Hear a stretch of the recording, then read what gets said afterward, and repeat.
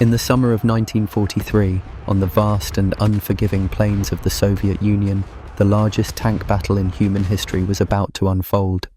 Two colossal armies, the German Wehrmacht and the Soviet Red Army, prepared to clash in a desperate gamble that would determine the fate of World War II's Eastern Front. Amid roaring engines, thunderous artillery, and the relentless push of steel and fire, thousands of soldiers faced their most harrowing test. This was not just a battle, it was a monumental struggle of strategy, courage, and endurance, where every decision could mean survival or annihilation. Tonight, you will journey through the entire story of the Battle of Kursk, step by step, hour by hour, and tank by tank, falling asleep to the echoes of history's greatest armoured clash. But before we dive in, I want to hear from you. Where are you tuning in from right now? And what time is it where you are?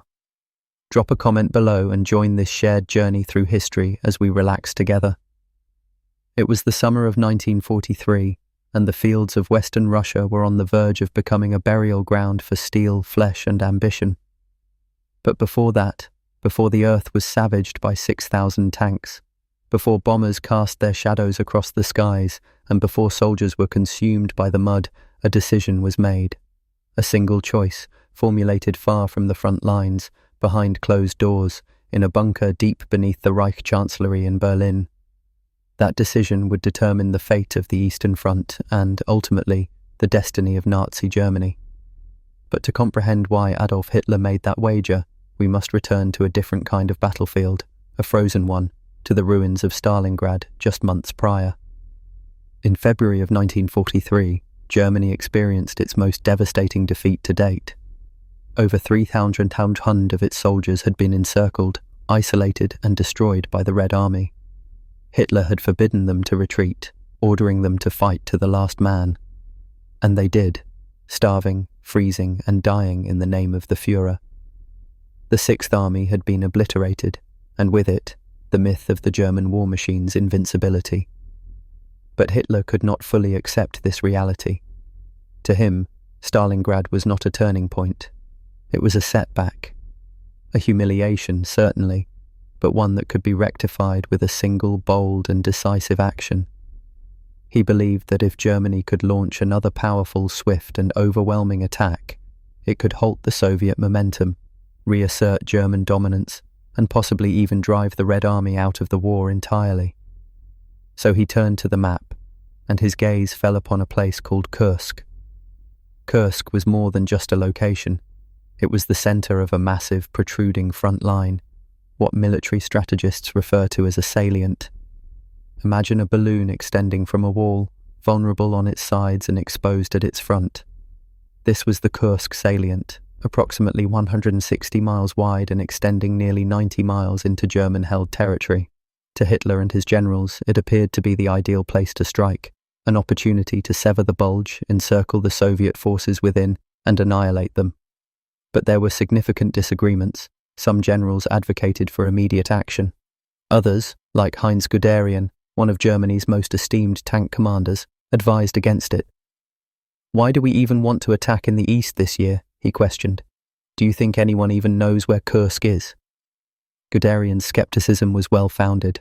Germany's panzer divisions were severely depleted after Stalingrad. Many of the tanks were in poor condition, the crews were exhausted, and supplies were scarce.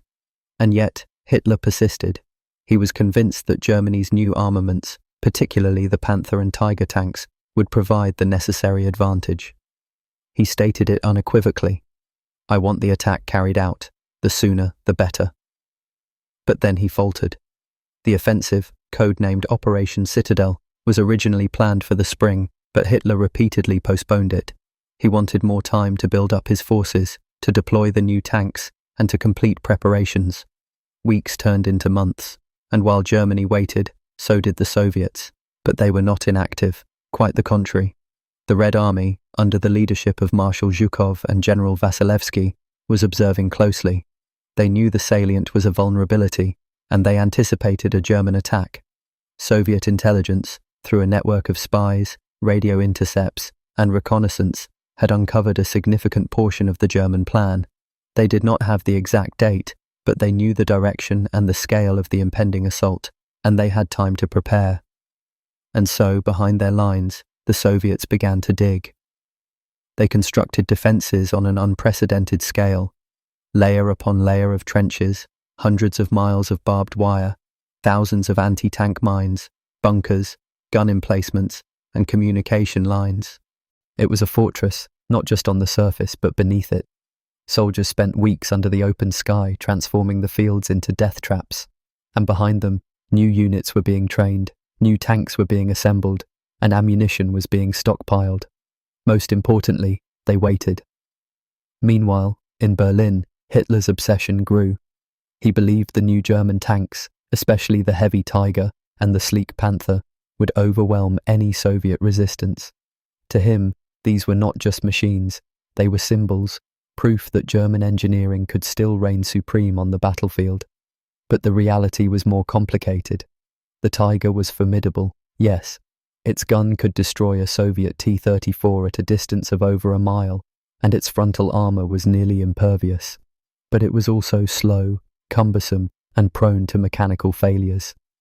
The Panther, faster and more advanced, was rushed into production, and many of the early models, untested and hurried, broke down before even reaching the front.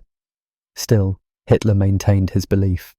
On the surface, it appeared that Germany was preparing for a masterstroke. But beneath the surface, there were divisions, tensions within the high command, and doubts about the operation. Even Joseph Goebbels, Hitler's propaganda minister, noted in his diary that morale among the officers was declining. The shadow of Stalingrad loomed over them all. And then, in July, Hitler made the call. Operation Citadel would commence. It would be Germany's final major offensive on the Eastern Front, an attack aimed at the heart of the Soviet defences, a chance to regain the initiative, to erase the memory of defeat, and to prove that the Wehrmacht, though bloodied, was not broken and could still achieve victory. But by the time the tanks started to move, the Red Army was already in position. The battlefield had been transformed into a trap, vast, silent, and deadly. And soon, the roar of engines would be silenced by the thunder of artillery. Hitler believed Kursk would be his vindication. But what he did not realize was that the Soviets had turned the salient into a steel graveyard. They were not just planning to resist, they were planning to bleed the Wehrmacht dry. And in the days to come, history would be written not in grand speeches or on maps, but in mud, fire, and steel. The decision was made, and in the distance, the storm was approaching. The earth erupted beneath them. Tanks, positioned hull to hull, were engulfed in flames. A German Panther was obliterated in a sudden explosion of metal, its turret sent spinning into the air like a discarded coin. The crew inside had no chance. Just a few meters away, a Soviet anti-tank mine lay hidden under the loose soil, its purpose fulfilled in a fraction of a second. In that instant, it mattered little how well trained the men were, how advanced the machinery was, or how meticulously the plan had been laid out. In this place, the very ground could be lethal. This was the Kursk salient, a stretch of land that appeared unremarkable on a map, just a bulge in the front line. But on the battlefield, it was the setting for one of the most complex, deadly, and strategic confrontations in military history. How it came to be and why both sides were so fixated on it would determine the course of the entire Eastern Front. Following the devastating defeat at Stalingrad, the German front lines had begun to recede. The Red Army, now more formidable and better organised, had pushed westward with great force, but they had not yet achieved a complete breakthrough. Not yet.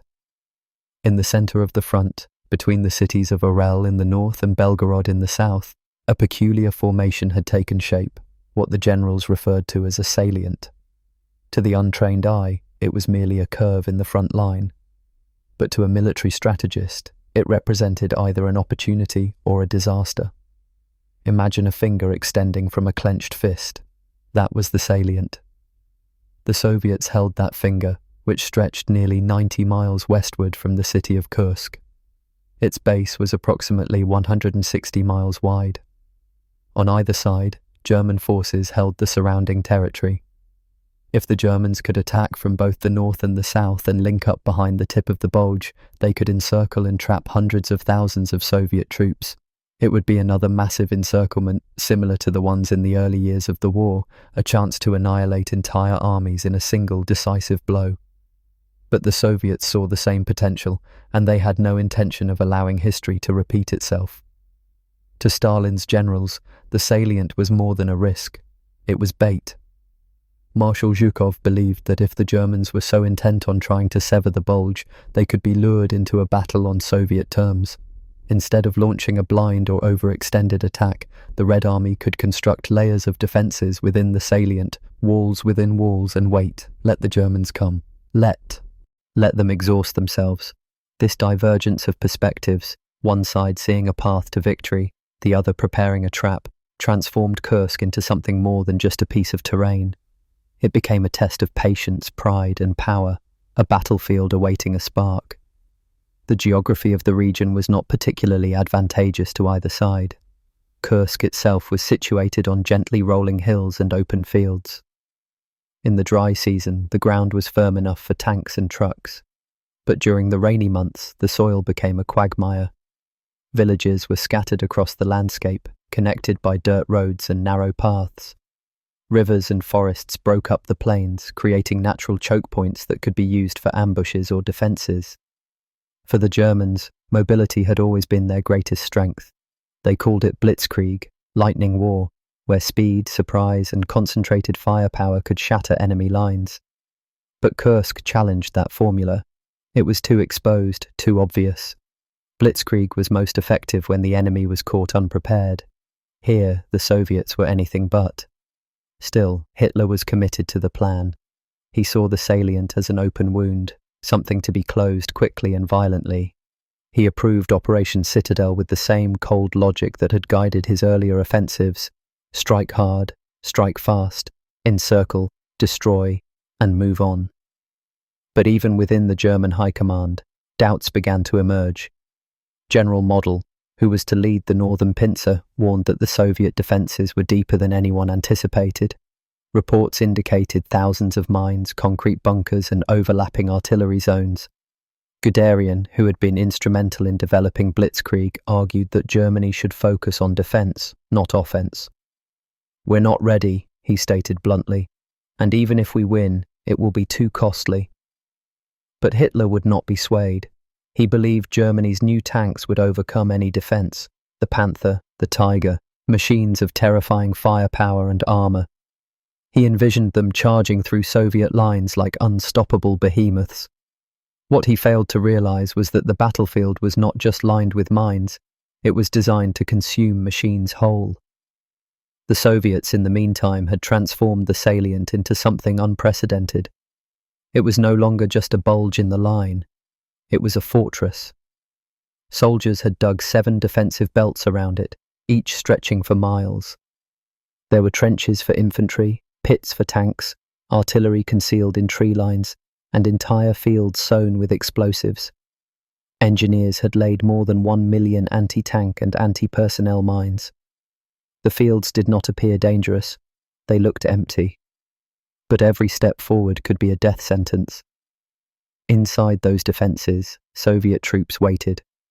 Some were veterans of Stalingrad, scarred, silent, and hardened by street fighting. Others were new recruits, barely 18, nervous and eager to prove their worth. They drilled in the heat, subsisted on meagre rations, and wrote letters home. Some composed poems, others carved names into their rifles. They knew what was coming, and still, the waiting continued. By delaying Operation Citadel, Hitler hoped to amass more forces, but each day of delay gave the Soviets more time to prepare. It was a paradox. The stronger the Germans became, the stronger their enemy became as well. Then there was the issue of timing. Summer was ideal for movement, but only if the weather cooperated. Too late, and the rains would return. Too early, and the tanks would not be ready. By early July, it was clear that the window of opportunity was closing, but the men on the ground were not looking at a calendar. They sensed the tension, the whispers, the long nights under the stars, commanders inspecting the trenches, trucks delivering crates of ammunition, the smell of fuel in the air, the taste of dust. Soviet soldiers scribbled dates on the inside of their helmets. Some drew red stars, others drew skulls. German troops were massed in the forests just outside the salient, concealed beneath camouflage nets. Crews cleaned their gun barrels. Tank commanders gave quiet speeches. "You are the tip of the spear," they said. "You will bring us victory." But among them, there were no illusions. They had heard stories of Soviet traps. Some had witnessed it themselves in previous campaigns. There was fear, but also determination. They were still soldiers of the Wehrmacht. They still believed in their training, their leaders, and their weapons. In Berlin, Hitler met once more with his generals. Maps were spread out, lines were drawn. Kursk was at the centre of it all. It would be the battlefield that would either prove German dominance or expose its limitations. "We will strike," he declared, "and we will break them." No one in that room could have predicted what would happen next, because what awaited them inside that bulge was not just resistance. It was a new form of warfare, a defence designed not just to halt an army but to destroy it from within, a salient not as a weakness but as bait. And as German engines roared to life and the first tanks moved into position, the question still lingered in the air. Was Kursk the key to German victory, or was it the Soviet trap they had willingly walked into? The answer would come in fire, in steel and in blood, and it was only days away. A German Tiger tank lay on its side in a smoking ditch, its turret blown open, its engine still smouldering. Inside, the air was thick with dust, blood and silence. Nearby, a young panzer commander knelt in shock, his uniform scorched, his face blank. Moments ago, he had been leading a column of steel giants into what they believed was a breakthrough. Now, he was the only one left moving. Around him, broken machines hissed like dying animals. The plan had promised speed, precision, and glory. Instead, it had brought fire, confusion, and loss. This was not what they had been trained for. This was Operation Citadel, Hitler's grand design to crush the Soviet front and turn the war around in a single decisive stroke. But how did it begin? What was the thinking behind it? And why did the world's most feared army, after years of triumph and tactical genius, walk straight into a trap? The seeds of Citadel were planted in February of 1943, just days after Germany's capitulation at Stalingrad. The Eastern Front was cracking but not yet broken. Hitler still believed in one more bold attack, not just any offensive, but something massive, something that would remind the Soviets and the world that Germany was still the master of war. He summoned his top commanders, his architects of movement and destruction, Field Marshal Erich von Manstein, General Walter Model, and General Heinz Guderian. Each of them brought something different to the table. Manstein, cold and brilliant, had already stunned the Soviets earlier that year with a daring counterattack that recaptured Kharkov. He was Hitler's favourite strategist, calm under pressure, logical and ruthless. He believed that with the right planning, even a weakened army could deliver fatal blows. Model, by contrast, was a hard-nosed pragmatist, gruff, defensive-minded, and stubborn. He had a reputation for holding the line, no matter the odds. And then there was Guderian, the father of Germany's armoured warfare, outspoken, sharp, and unafraid to argue with Hitler himself. Together, they began shaping a new idea, Operation Citadel. The plan was simple on paper: strike both shoulders of the Kursk salient, north and south, at the same time. Meet in the middle, trap the Soviet armies inside, and destroy them. A classic pincer movement, like the ones that had brought victory in Poland and France, but this time it was meant to be bigger, deadlier, and final. The northern assault would be led by Model and the German Ninth Army, pushing down from Orel. In the south, Manstein's 4th Panzer Army and a detachment of elite SS Panzer divisions would drive up from Belgorod.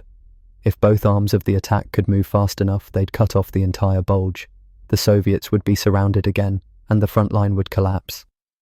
But for all its boldness, Citadel faced one major problem from the start: time. Hitler was convinced that new technology would guarantee success. He believed that Germany's new tanks, the heavy Tiger and the sleek Panther, would turn the tide.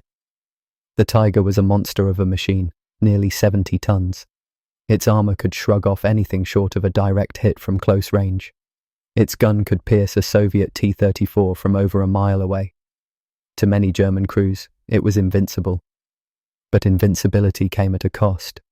The Tiger was slow, clumsy. It broke down often, especially on uneven terrain. Its size made it an easy target from the air, and there weren't enough of them.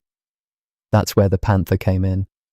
Lighter, faster, and better suited for open combat, the Panther had a long-barreled 75mm gun and sloped armour, making it harder to penetrate.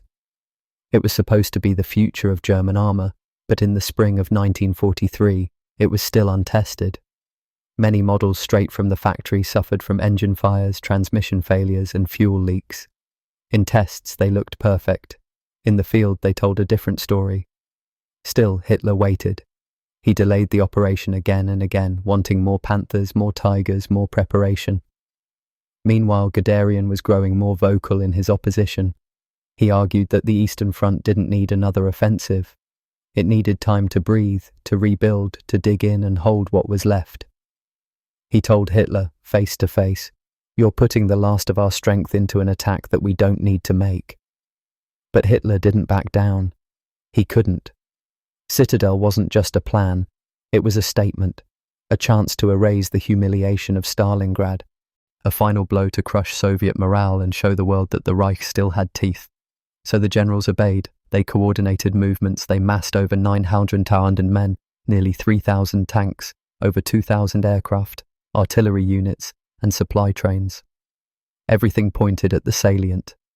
In the south, Manstein's army took in elite Waffen-SS divisions, Leibstandarte, Das Reich, and Totenkopf.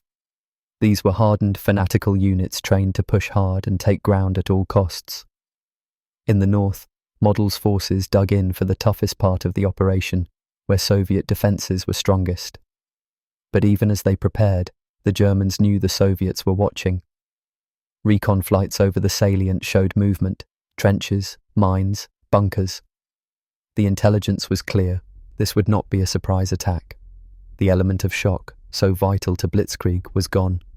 Instead, Germany would be walking into a fight that the enemy had spent months preparing for. In a quiet room in Berlin, Manstein looked over the maps. He saw the lines, the objectives, the timetable. He was a man known for his icy calm, but even he sensed it, the weight of expectation, the fragility of the plan.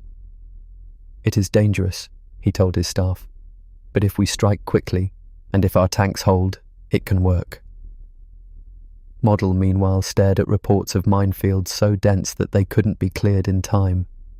He worried about the forests in the north, the rivers, the mud. He worried about the air. Would the Luftwaffe still control the skies? Could they hold off the Red Air Force long enough for the panzers to break through? And then there were the men in the tanks, thousands of them, young, confident, some veterans, some fresh from training. They didn't know the full details of Citadel, but they knew they were part of something big. Some wrote notes in journals, others made small jokes, trying to keep the fear away. A few prayed quietly before sleep. On the Soviet side, Zhukov knew what was coming. He had studied German strategy for years. He recognized the pincer, the timing, the rhythm of German offensives. He advised Stalin to hold back the attack, to let the Germans come, to use the strength of their assault against them. "Let them break themselves," he said. "Then we strike." Citadel was not yet in motion, but already it was tightening around both sides like a noose. And then, after months of waiting, delays and arguments, the order was given. Citadel would launch on July the 5th, no more waiting. The engines fired to life, tank crews loaded shells, and commanders gave their final speeches. Somewhere on the front, a soldier looked up at the sky and whispered, "Let this be over quickly." But nothing about what was coming would be quick. Citadel wasn't just a battle plan, it was a gamble with everything Germany had left, and the clock had just started ticking. The rain lashed down over the pines near Kursk, cold, grey and quiet. Too quiet for a front about to explode. But the silence was deceiving. In a hidden radio post miles from the front line, A Soviet intelligence officer listened to a frequency crackling with German voices. He didn't know it yet, but what he was about to decode would change the course of the war. The Germans were speaking in code, but not well enough. By the spring of 1943, the Red Army already knew the attack was coming. They didn't know when or precisely where, but the broad shape of it, the teeth of it, had already been seen. Soviet spies embedded across Europe were feeding fragments of information into Moscow, like threads of a vast, invisible net. Some of it came through coded radio signals. Some arrived by hand, smuggled inside boots, newspapers, and even hollowed-out pencils. And in Stalin's war room, a silent war was being fought, a war of minds, whispers, and signals. The Soviet Union's advantage didn't come from just one place. It came from the overlap. German generals had a habit of underestimating Soviet capabilities, especially when it came to intelligence. They thought the Red Army was blind. In truth, it had grown eyes in the dark. The British had Bletchley Park, but the Soviets had the Rote Kapelle, the Red Orchestra, a shadowy web of informants stretching from Berlin to Brussels. These were not simply soldiers or saboteurs. They were radio operators, cryptographers, civil servants, even secretaries in high places. They passed along troop movements, conversations overheard in meetings, train schedules, and, most importantly, timelines. By early May, Soviet intelligence intercepted references to something massive, an operation called Citadel. And that changed everything. But Stalin was still unsure. Even with the intelligence, he hesitated. After all, some of it was too precise. Could it be disinformation, a trap? And then came the radio intercepts, the gold mine. In June, the Soviet Signal Corps began picking up encoded messages from German panzer divisions massing west of Kursk.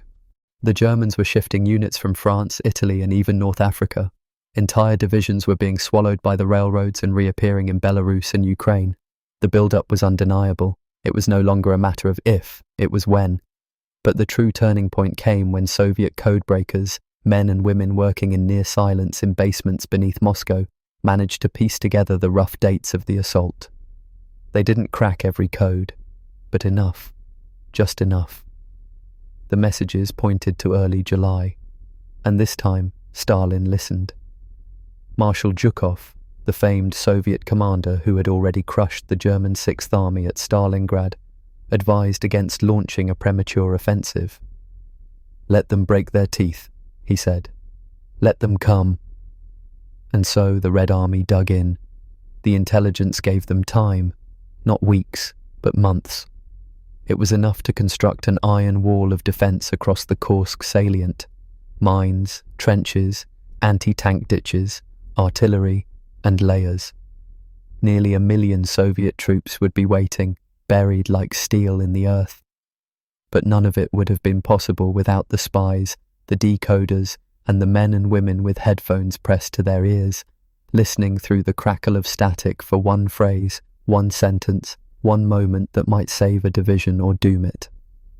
Among them was a young officer named Elena Mikhailova. She was only 22. Her job was to translate captured German messages, day and night. She worked in shifts so long she forgot what daylight looked like. Once, she paused at a phrase. Panzergruppe an Position 2. A panzer group is in position 2. She knew what that meant. And within hours, a Soviet division was moved out of the line of fire. That single intercept saved thousands of lives. But the Germans were not entirely blind either. They knew the Soviets had grown more cunning, so they fed false signals too. Ghost divisions that didn't exist, tank movements that were never real. A game of shadows inside a war of fire. Still, the Soviet machine had one advantage the Germans didn't: paranoia. Where Hitler demanded loyalty above reason, Stalin demanded preparation above everything else. He didn't trust anyone, including his own generals. So he double-checked every piece of intel, and in doing so he caught patterns the Germans missed. Even Soviet farmers noticed the signs. In villages outside Kursk, Old men noticed troop movements on roads usually meant for grain carts. Entire factories were shifted east in silence. Ammunition stockpiles appeared overnight. Trenches zigzagged across fields of wheat. But for the average soldier, men like Private Yuri Sokolov, none of this made the picture clearer. He was 19, barely trained, and assigned to a machine gun nest near Prokhorovka. "They say the Germans are coming," he wrote in his diary. "But when? I don't see them. Only wire, only holes, only more waiting." Yuri didn't know that far to the west. In a smoky bunker lined with maps, German General Erich von Manstein was growing impatient. Operation Citadel had already been delayed twice. Each delay gave the Soviets more time to fortify, and each delay meant the element of surprise bled away. But Hitler believed the new tanks, especially the heavy Tiger and the sleek Panther, would punch through anything. His generals weren't so sure, and the more they delayed, the louder the doubts grew. Soviet intelligence picked up on this tension too. One intercept, translated by Elena herself, revealed a disagreement between Hitler and his field commanders. Manstein wanted to strike in mid-May. Hitler pushed it to early July. That message became the final confirmation Zhukov needed. Dig in, wait, let the storm come. Still, Soviet commanders were not blind to the cost of passivity. What if the Germans outflanked them? What if the attack wasn't at Kursk at all? What if this was all a feint? The intelligence was good but never perfect. Zhukov ordered reconnaissance flights, spy patrols, and civilian informants to scan the roads, bridges, and rail yards west of the salient. They watched as German engineers laid tracks for tank transport, watched as fuel depots grew fat with supply trains, watched as the airfields filled with aircraft. And then the radios went quiet. For days in early July, the German frequencies went silent. No more coded messages, no more chatter, nothing. That silence, for Soviet intelligence, was louder than any broadcast. It meant only one thing. They were coming. Yuri Sokolov awoke to the sound of engines, distant but growing. The air smelled like rain and oil. He clutched his rifle and whispered a prayer. He wasn't religious, not really.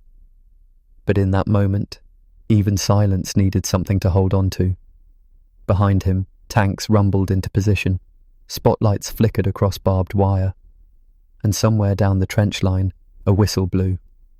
It was still dark when the first German artillery shells fell. But the Soviets were ready because they had listened. They had read the signals, decoded the whispers, and dug in where others would have run. And now, as the largest armoured assault in history prepared to unfold, the men and women of Soviet intelligence, nameless, often forgotten, had already won the first battle, the one fought in shadows. But could they win the next? The one fought in fire. The ground shook with thunder before the dawn, a salvo of Soviet artillery erupting across Kursk's ring of defences, ripping earth and metal apart. Gun crews shouted, shells screamed, and trenches buckled. And in that chaos, one message rang clear through the smoke. Whether to stand or to strike first would decide the fate of millions. But inside Stalin's command bunker, another sound was louder, the weight of choice. The debate among Soviet leaders had become urgent. The frontline commanders, embattled after Stalingrad's terror yet growing in confidence, urged an immediate attack. Use the momentum, they argued. Push the Germans before they strike them in retreat, reclaim lost ground. Yet other voices, cautious but firm, warned that premature action could play into Hitler's hands and shatter Soviet forces before the trap was fully set. Stalin sat behind his desk, silent but watchful. His eyes, cold and calculating, rested on Marshal Georgy Zhukov. Zhukov, the architect of the victory at Stalingrad, had seen the Germans come. He understood their rhythms, their reliance on surprise and shock. He believed they would strike at Kursk's heart to slice the salient, and that the Soviets should not rush into their teeth. Strike too soon, and our forces will bleed prematurely, he argued. Wait, hit them on our terms. The advisers spoke in hushed urgency. One argued that the Soviets had fresh troops west of the line. Attack now, while German morale is low. Another warned that delays would cost lives, that winter rains might mire tanks and bog down supply lines, the lifeblood of armies. An analogy of a wounded man bleeding out, delay too long, and the wound becomes fatal. Zhukov's voice finally rose, firm but low. He spoke not of numbers but of patterns, like a chess player feeling the opponent's next move. They believe in their panzers, panthers, and tigers. They think shock will win the day. Let them come. Let them squander their momentum. Then we strike, on ground we've shaped. In that room, each man recognized the gamble. Stalin, usually silent in public, bit his lip. He weighed the cost. Strike first and maybe catch Germany off guard, or delay and risk giving them time to mass more weaponry. But he also knew this. The Soviets had intelligence. They had spies, decrypted messages, and troop movements. They knew the Germans were on borrowed time. Waiting wasn't weakness, it was strategy. Across the desk, Georgy Zhukov's expression hardened. Behind him, maps of Kursk and Belgorod glowed under the low lamp. He stared at the bulge, a finger of Soviet-held land gripped on all sides. At its tip lay German forces, gathering. On the bold lines of that map, he pointed out layers of Soviet defences, trenches, minefields, artillery belts. Every inch, he said, is prepared. Stalin looked again at his generals. Some nodded stiffly, others exchanged glances. Finally, the dictator, usually consumed with certainty, spoke quietly. We wait. A murmur passed among the advisers, some relief, some frustration. The decision was made. Hold, refuse to be drawn, let the attack come. And when it did, counter with overwhelming force. A young officer, Ivan Petrov, scribbled in his notebook. Hold until they break. He thought of his brother at the front. He thought of the trenches so deep soldiers no longer saw sunlight. He thought of the millions waiting on this choice. Time stretched with every passing hour. The rain began to fall. Supply trains chugged west. Ammunition boxes stacked. Trenches deepened. Soldiers huddled in dugouts, writing letters home by candlelight. This wasn't waiting. It was preparation, a quiet storm gathering under the surface. Yet not all barriers were physical. Inside Soviet ranks, some officials whispered doubts. What if Stalin had misread? What if the Germans fainted at Kursk, sending mock divisions to draw attention west? What if this trap was an illusion? Anxiety grew. Small doubts devoured pages in diaries. A political commissar wrote, "We hold on faith." That phrase passed among the ranks, emboldening some, unsettling others. Days passed. Reconnaissance flights buzzed overhead, returning with photographs of German armour lined up for miles. Engineers worked to reinforce fields with more mines. Civilians were drafted to dig. Mothers brought food to soldiers. Children plaited flax into camouflage nets. The land itself became a weapon. Behind it all stood Zhukov, focused as ever. He reviewed every intercept, every map, every report. His face, drawn by stress, betrayed discipline. Because he knew the danger of proactivity, a wrong move, and the battlefield would turn red with blood. But the Germans had to show their hand first. Then came July. On the 12th, German forces inched into the belts. Artillery hammered forward lines, but Soviet guns answered with equal fury. The pincer was being tested, and Zhukov watched. Stalin's choice hinged now on one final moment. Had the Germans exposed their intent by hitting the outer belts with their best forces? Was their strength enough to break through? Or were they already bleeding? The answer would decide when and how the Red Army would strike back. The men in Moscow sat in silence, awaiting the signal. Outside, the front trembled. Inside, decisions crystallized. No longer an abstract gamble, but a living, breathing contest, waiting to erupt. When the first shell struck Soviet trenches that morning, Zhukov watched from Moscow. A line from an aide. First contact is made. A simple phrase, but a universe of meaning. Stalin leaned forward. Zhukov's eyes didn't waver. They both knew. If the Germans faltered, the delay would pay dividends. If they broke through, waiting could mean disaster. At that moment, the field went silent. Commands went unread. A general gasped. A clerk's pen dropped. All waited for the next signal, the next move. Because nothing about Kursk was simple anymore. Months of debate, millions of men, one decision. Stalin had chosen. And now it was time for the storm to begin. The next choice would come from the battlefield, where clarity was only found in fire, in movement, and in blood. A storm of steel and mud, layers of buried wire snapping under boot heels. Empty fields turned into deadly traps overnight. Men vanished into the ground. This was the moment when Kursk ceased to be open land and became a fortress built by fear, sweat, and iron will. Soviet soldiers were not just bunkered, they were buried alive in preparation for a storm they knew was coming. The effort began long before the first shells flew, well before any German tank rolled forward. The Soviets marched miles of earth into walls, hundreds of miles of trenches cut across fields, weaving like giant scars. Some trenches were simple, uprooted furrows for infantry, deep enough that a man could stand in them and count the stars. Others were anti-tank ditches, moats wide and deep, designed to swallow machines whole like a trapdoor under steel giants. Between those trenches lay fields of wire so dense it looked like metal vines strangling the land. Barbed wire, rows of it, twisted coils stretched across open ground in waves, each loop more deadly than the last. And beneath the surface, hidden like silent ghosts, millions of mines lay buried. Anti-tank mines disguised beneath loose soil and anti-personnel mines scattered like deadly pebbles. Any step forward could end in fire. Men like Sergeant Klim Petrov, just 19 but hardened by war, stood knee-deep in muddy trenches, hammering stakes for barbed wire. His hands shook, not from the cold but from exhaustion. He thought of home, his mother's voice in the kitchen, the smell of fresh bread, and wondered how many mornings she would wake to a son who never returned. Engineers worked day and night.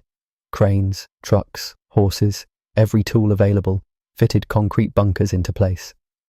These were not primitive shelters. Some bunkers were built from reinforced concrete, with walls thick enough to stop cannon fire, angled ceilings to deflect artillery shells, and narrow slits for machine guns to sweep the fields. They became steel nests embedded into the earth, invisible from afar but lethal up close.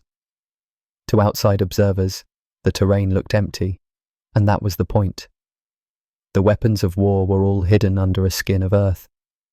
From a distance the field looked calm, but up close, one wrong step, and death waited patiently beneath. The Soviets also created belts of artillery and communication lines. Every few hundred yards, gun emplacements peeked from behind hills or trees. Large anti-aircraft 122mm guns pointed towards the skies, ready to blast any German bombers. Trenches were linked by communication trenches, narrow tunnels so soldiers could move unseen across front lines, like hidden passageways behind walls. Supply routes snaked through the safe zone behind the main lines, camouflage paths carved through trees, camouflage trucks bringing food, ammo and water. Field kitchens warmed meals beneath camouflage tarps. Nurses treated the wounded in makeshift dugout hospitals where each bunk held 2 men, separated only by blankets. They'd pray quietly through the night. Each worker, engineer, sapper, cook, medic, rifleman, felt the pressure. They knew the Germans would come. They felt the weight of responsibility heavy at their backs. And in the face of exhaustion and fear, small acts of kindness grew courage. A mechanic sharing a scrap of bread with a stranger, a nurse smoothing a soldier's hair, soldiers carving letters in their helmets, to Mother, for Lena.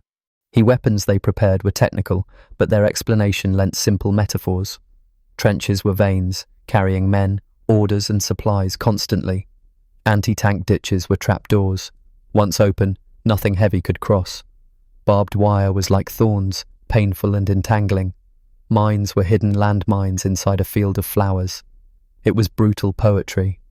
And as the belts of defense multiplied, Soviet commanders, Marshals Zhukov and Vasilevsky, walked among the works.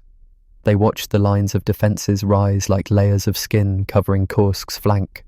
They spoke to officers, asking if wire loops were tight enough, if mines were spaced right, if trenches drained when it rained. They checked maps, counted units, insisted on redundancy. Every layer had to slow the Germans, slow them enough that the stronger, deeper anti-tank belt could blunt the punch of the German panzers. Commander Vladimir Korol, overseeing the southern sector, was haunted by what he'd seen at Stalingrad. He ordered extra belts. He insisted on overlapping fields of fire, machine guns angled to cover every section of trench from 2 directions, artillery zones that bracketed every gap. He told his subordinates, softly but firmly, "Our trenches will not only stop the bullet, they will stop fear." Within weeks, Kursk's perimeter had 7 defensive belts. Each belt stretched tens of miles. Some scholars later compared them to the rings of a great tree, growth rings around the salient. Each ring was stronger than the last, each a test of German endurance. Soldiers practiced here too, night drills simulating tank attacks in the dark, crawling along trenches, launching grenades through slit windows. Anti-tank crews set up fake tanks, wooden dummies, and drilled crews to fire under simulated pressure. By the time the real assault came, many men said they had already rehearsed every inch of the battlefield. Under the surface, mines numbered nearly 1 million. Anti-tank and anti-personnel combined, it was a spider's web. Engineers had to mark safe paths behind the lines with chalk and yarn so Soviet supply teams wouldn't step on the wrong soil. Accidents happened. A recruit named Misha lost part of his leg when fellow soldiers forgot to replace the chalked path after rain washed it away. He survived but was changed. He spoke rarely, his voice quiet, his eyes haunted. Yet he refused the hospital. "They'll need me," he said. The fear in those defences was not of weapons, it was of silence. The stillness before shells fell. The quiet wire waiting for boots. The waiting that made men remember home. These were not walls of hate. They were walls of survival. And as time ticked by toward July, the fortress grew complete. Behind the lines, thousands of Soviet soldiers whispered prayers. They joked quietly. They cursed the generals. They argued over cards in dugouts. They shared letters from home. They vowed to hold. Each man remembered someone waiting. A mother, a child, a lover. They had become defenders not just of land, but of memory. Meanwhile, German scouts noted the changes. Recon flights returned with new imagery. Fields once flat now looked scarred, dotted with trenches. Wire lines glowed under infrared photography. The mines couldn't all be seen, but their density told the story. Somewhere in Berlin, intelligence reports spoke of defences deeper than expected, belts stronger than calculated. But Hitler pressed on, and so the stage was set. Kursk was no longer open land. It was a fortress of earth and steel, with 100,000 men inside it, millions of traps, a landscape prepared to swallow any who tried to cross. At night, the drivers of supply trucks on the rear roads, their cabs draped in foliage, shivered in their bunks. Their job was to keep the men fed, water given, bullets lined up. They whispered about what might come. Some said they dreamed of boots shifting above them. Some said they dreamed of summer days, sun on their faces. They tried to sleep. They couldn't. And then, as the first daylight of July arrived, a strange thing happened across the lines. The defenders heard a distant thunder again, but this time it wasn't rain. It was preparation, tanks moving in the distance, engines warming, guns being loaded. Sergeant Petrov looked across his wire at nothing, an open field. But he knew it was full of patience, waiting. Medic Anna Orlova filled water jugs in a dugout by a cracked concrete bunker. She paused. She heard a rumble far away. She closed her eyes for a moment. The fortress had been built for this. But was it enough? Behind the belts, Coral inspected men, firing wire into place. He wiped sweat and dirt from his face. Every face looked tired, grim. Yet he said quietly, "Hold fast. Hold tight." The moment drew near. The fortress had become more than soil and steel. It was a promise, a warning, a shield. And as dawn broke on the horizon, the defenders felt it in their bones. A siege was beginning, and the fortress would soon be tested. The sky rained fire. Soviet soldiers ducked into shattered trenches. Above them, a German Stuka screamed in a dive, then exploded onto the earth with bone-shattering force. Men vanished in the dust. A radio crackled. "Panzergruppe advancing." Fear surged, but amidst the chaos, something else surfaced. A steel-like calm, a growing certainty. The Red Army had changed, and at Kursk, they were no longer being taught. They were shaping the fight. In 1941, the Red Army had been raw, poorly trained, worn by losses at the gates of Moscow and Leningrad. Entire divisions melted in the cauldron of Barbarossa. Commanders were executed by decree, supplies vanished, equipment rusted, and morale broke. But over the next 2 years, each tragedy forged something different: resilience. By mid-1943, Soviet tactics had evolved. The High Command, Stalin, Zhukov, Vasilevsky, revamped training, elevated initiative in junior officers, and built combined arms teams. This meant infantry, tanks, artillery, and air power coordinating like parts of a machine. Think of it as a rehearsed dance. Every partner knew the steps, and every beat mattered. It was no longer a stumble and a prayer. It was precise, deadly choreography. At Stavka, the Soviet General Staff, lessons from Stalingrad and Kursk's earlier probes were seared into doctrine. Infantry squads trained to support tank crews, sniper teams protected flanks, and artillery buried tanks before they reached the trench lines. Combined arms became a symphony of destruction. In training camps, recruits learned to dig quickly. Trenches, foxholes, firing positions within minutes of landing. Veterans drilled them. They taught camouflage, concealment, and the use of terrain.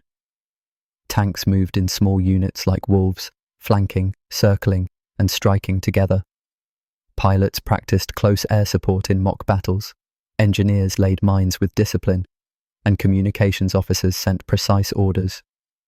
Every part of the force knew its role. In the front lines before Kursk, morale was higher.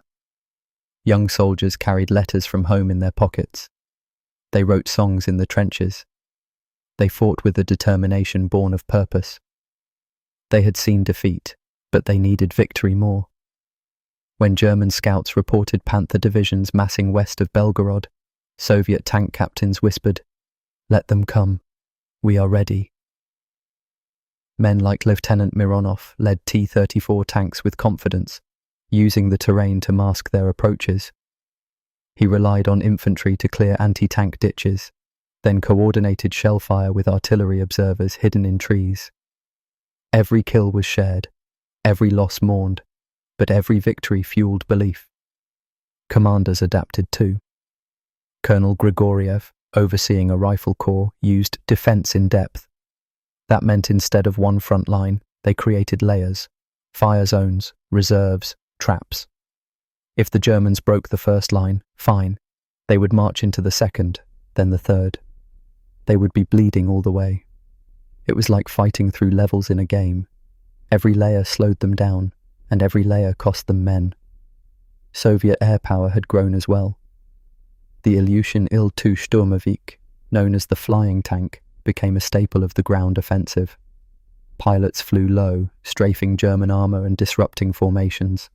They coordinated with ground observers, dropping bombs at critical moments. Anti-aircraft guns protected Soviet skies better. The Luftwaffe no longer owned the skies uncontested. All these lessons converged at Kursk. People like Captain Yulia Smirnova, a female radio operator, feared nothing by then. She intercepted messages under fire, passed them between squads. She carried code books in her kit.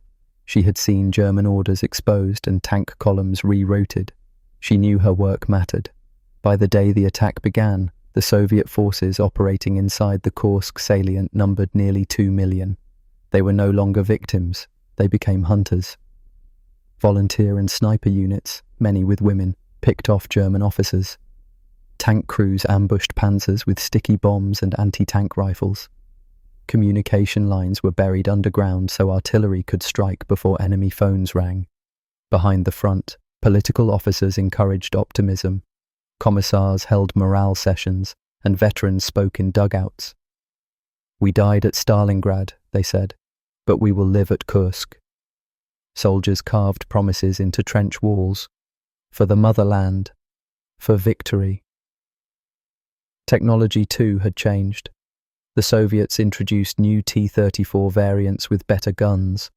Artillery units used rocket launchers, the famous Katyushas, to let loose volleys that shook the earthen belts. Engineers used mine rollers to breach anti-tank ditches. Signals troops used field telephones and radios linked to headquarters. When German intelligence detected these changes, nerves jangled in Berlin. Some reports warned that the Soviet defense was no longer passive, that they would counterattack. Hitler dismissed them as too late, but Zhukov had already planned counterblows. Operations Kutuzov in the north and Rumyantsev in the south, ready to strike once the Germans overextended. As July approached, the Soviet units inside the salient were not just dug in, they were alert, trained, practiced. Some veterans said a trickle of fear remained, but it was controlled. It sharpened focus, not panic, not rash courage, an iron discipline. On July 5th, German forces began artillery barrages, yet Soviet defences held. Trenches absorbed the shells, mines delayed the tanks, and air attacks found flak buffers. Each layer delayed the onslaught. German tank columns stalled, German infantry faltered, and the Red Army watched. They didn't dance yet. They observed. They glided into gaps when they opened. They struck where the Germans faltered. They pressed. In pockets where panthers got stuck in ditches, where tigers flamed from concealed Molotov cocktails, Soviet soldiers struck. They had hardened. They had learned. They were no longer fighting uphill. They were up to fight smart. In command bunkers, Zhukov received real-time reports. He saw the Germans bleeding. He waited for the momentum to shift. When it did, the Soviets would hit back. The transformation of the Red Army was not seismic, not overnight. It was steady, built on sacrifice, forged in pain, sharpened by training. At Kursk, that new force stood not as the army that had fled through 30-mile retreats, but as one that stood firm, learned, and would fight. And when the German engines fired again, it was not the same Red Army that had trembled. It was one reborn. But could they push back? Could their new tactics survive the storm? The answer would come in the days ahead. The gods of war were watching. Before the sun had the chance to rise, before even the birds could break the silence, the steppe trembled. It wasn't thunder. It wasn't nature. It was the sound of war at its most unforgiving. At precisely 2:15 a.m. on July the 5th, 1943, the largest artillery bombardment the Eastern Front had yet seen erupted across the darkened horizon. Thousands of German guns, perfectly timed and precisely aimed, opened fire in unison, illuminating the night sky with flashes of fire and smoke. The ground itself seemed to shake, the air cracked, and the line between heaven and hell blurred. The barrage was meant to be the beginning of a decisive German offensive. Operation Citadel, the plan to cut off the Kursk salient with a massive pincer strike from the north and south. Hitler believed this would change the course of the war. He believed it would restore momentum to a faltering Reich. But what followed in those early hours would instead ignite the beginning of the end. But the Soviets knew. They had known for weeks. Through an intricate web of spies, reconnaissance flights, intercepted communications, and captured documents, the Soviet High Command had pieced together the German plan. Zhukov, Vasilevsky, Rokossovsky, and the brilliant minds of the Red Army had prepared. And on that early July morning, the Red Army answered fire with fire. Just minutes before the German barrage began, Soviet artillery units had launched their own preemptive strike. It was a thunderous gamble, one that paid off. Caught off guard, German forward units began taking fire even as they prepared to advance. Ammunition trucks exploded before reaching the front. Command posts were shattered in the eerie pre-dawn gloom. The sky lit up with dueling firestorms, the most devastating artillery duel of the war to date. In the northern part of the salient, General Walter Model commanded Germany's Ninth Army.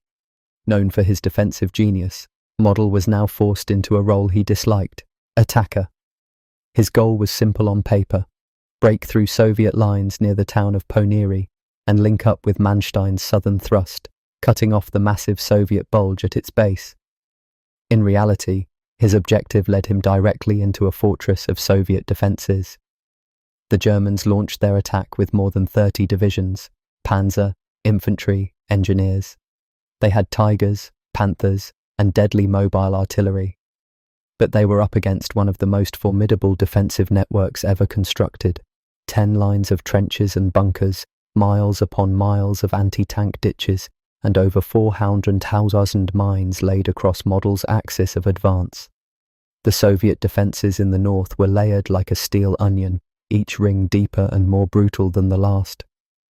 As Model's infantry pushed forward, they were swallowed by smoke, shrapnel, and machine gun fire. Soviet artillery, well coordinated and dug in, punished every movement. Fields turned into mine-laced mazes, barbed wire slowed charges to a crawl, and every hedge, every tree, every house concealed a sniper or anti-tank position. By noon, the battle reached the outskirts of Ponieri, a farming village that would soon be known as the Stalingrad of the North. Here, close quarters fighting broke out inside homes, schools, and barns. The village changed hands multiple times in a single day.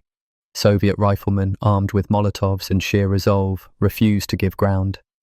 German tanks that reached the edge of Ponieri were ambushed by dug-in Soviet guns firing from basements and alleyways. Entire buildings were reduced to rubble in hours. A small schoolhouse became the site of a desperate 18-hour battle that saw over 400 dead. One German corporal later wrote in his diary, "We fought house to house, room to room. The floor was slippery with blood. I couldn't tell if it was ours or theirs." While the northern push stalled in mud and fire, the southern front under Field Marshal Erich von Manstein made more progress, but at a terrible cost. Manstein's 4th Panzer Army and SS Panzer Corps brought some of the Wehrmacht's finest divisions. New weapons rolled forward: the Tiger Y heavy tank and the Panther medium tank. With thick armour and powerful 88mm guns, they were the pride of the German war machine. The tanks roared across the fields south of Kursk, targeting the towns of Oboyan and Prokhorovka. And yet again, they were slowed not just by Soviet firepower but by the ground itself. Soviet engineers had flooded lands and destroyed bridges to hamper tank movement. The soil, dry one day and muddy the next, bogged down the German advance. Fields were seeded with mines, trees were booby-trapped, every ridge hid anti-tank guns, and every forest concealed a battalion. But Manstein pushed harder. His units broke through the first Soviet defensive belt and reached the second. For a moment it seemed like a breakthrough might be possible. But then the Soviet Air Force arrived. Unlike in 1941, the VVS, the Soviet Air Force, was ready. Yak-9s and LA-5s dogfought with German Messerschmitts. But the real terror came from above.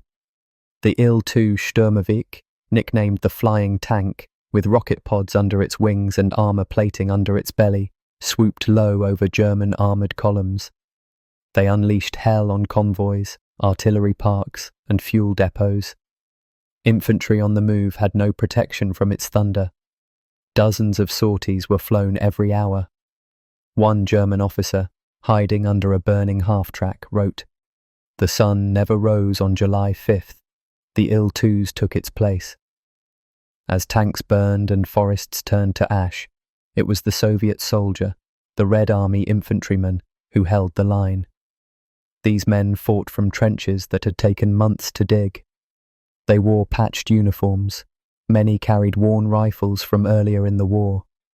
Some had no helmets, but they had orders, hold or die. And they held. They fought with machine guns, grenades, bayonets, and fists. Some waited silently in foxholes as tigers rolled overhead, then rose to attack their underbellies with Molotovs or bundled grenades. When ammunition ran low, soldiers charged with sharpened spades or bayonets. In one trench sector, Soviet troops, entirely surrounded, held off a German company with nothing but captured rifles in their bare hands. By nightfall, the first day of Operation Citadel had passed, and despite all their preparations, the German advance had failed to break through. Back in Berlin, Hitler grew restless. He had expected a breakthrough in 24 hours. Instead, both fronts had bogged down.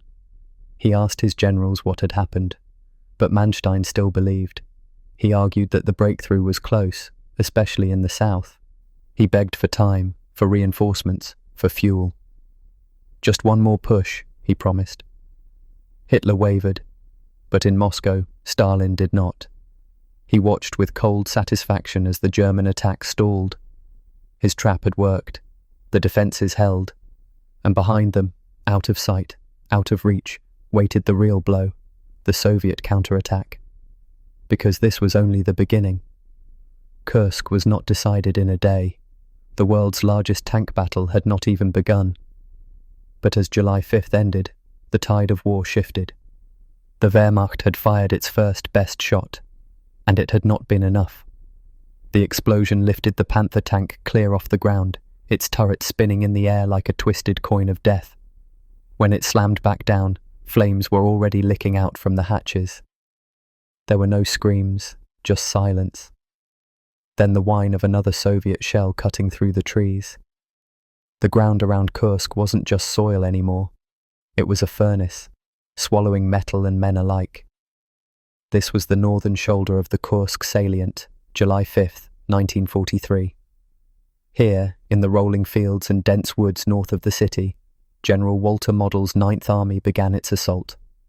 It was supposed to be a pincer movement, clean, swift, coordinated with von Manstein's southern thrust.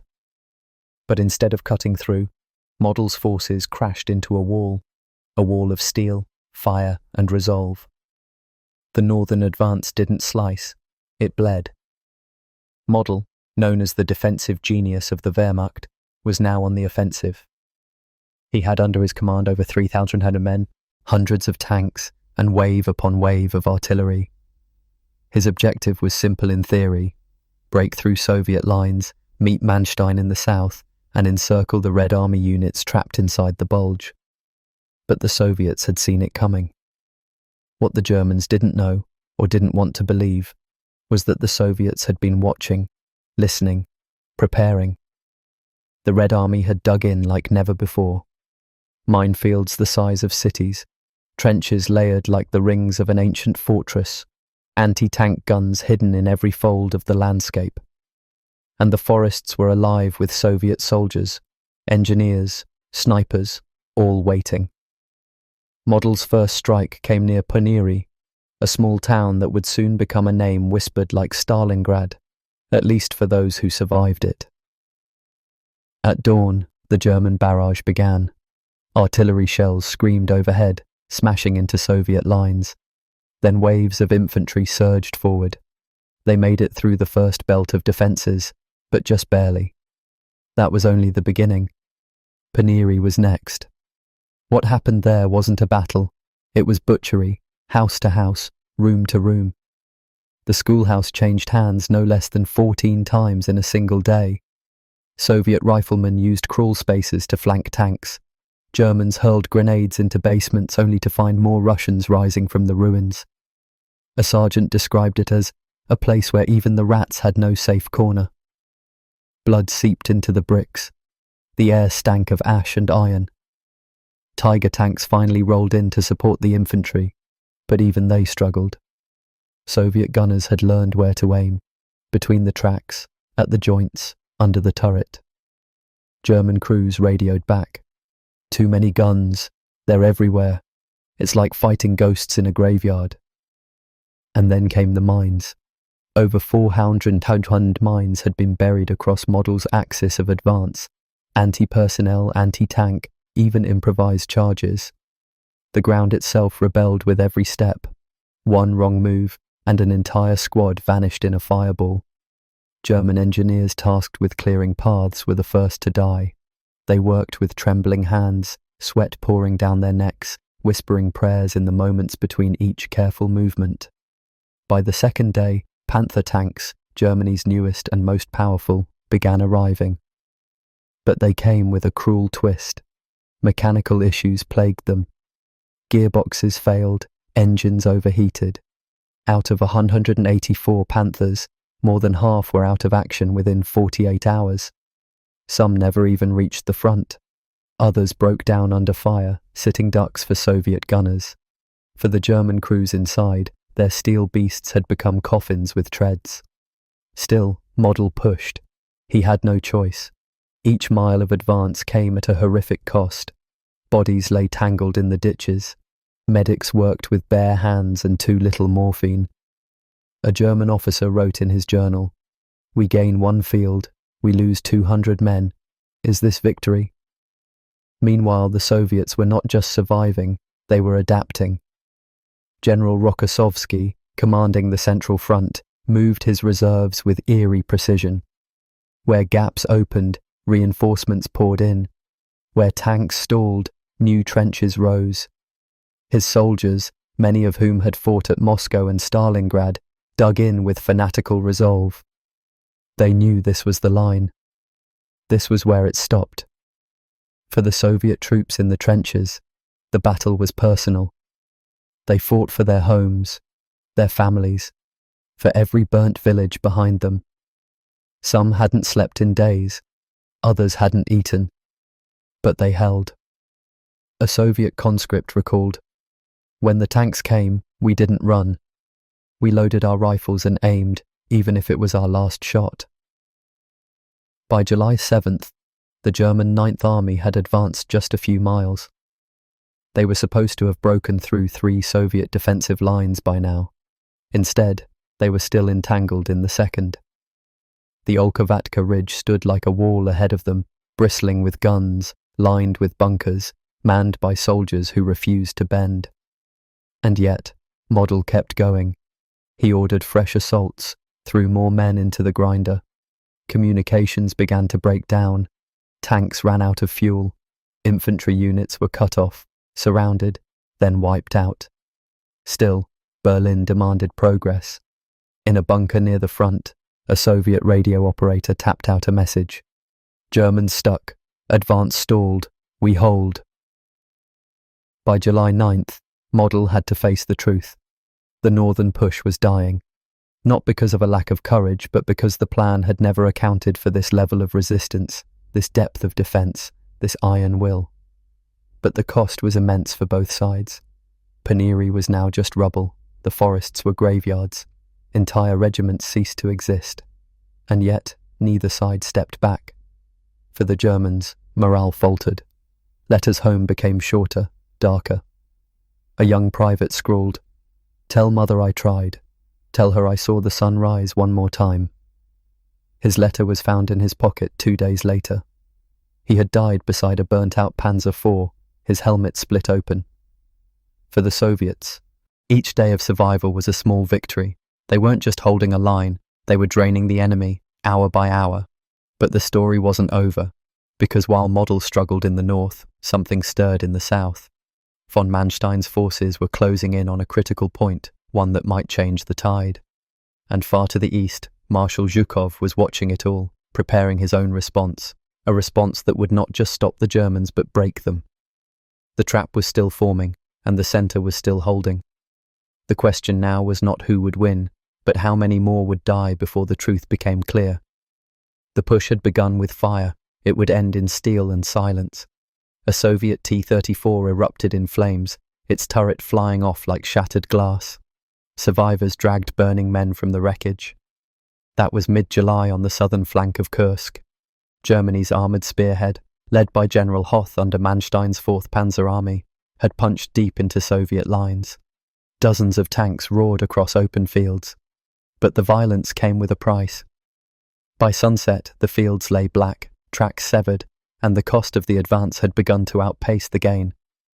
The spearhead had cut in, but at what cost to the hand that wielded it? In the early hours of July 5th, Manstein's southern forces moved through Belgorod toward Prokhorovka, hoping to slice through the southern shoulder of the Kursk salient.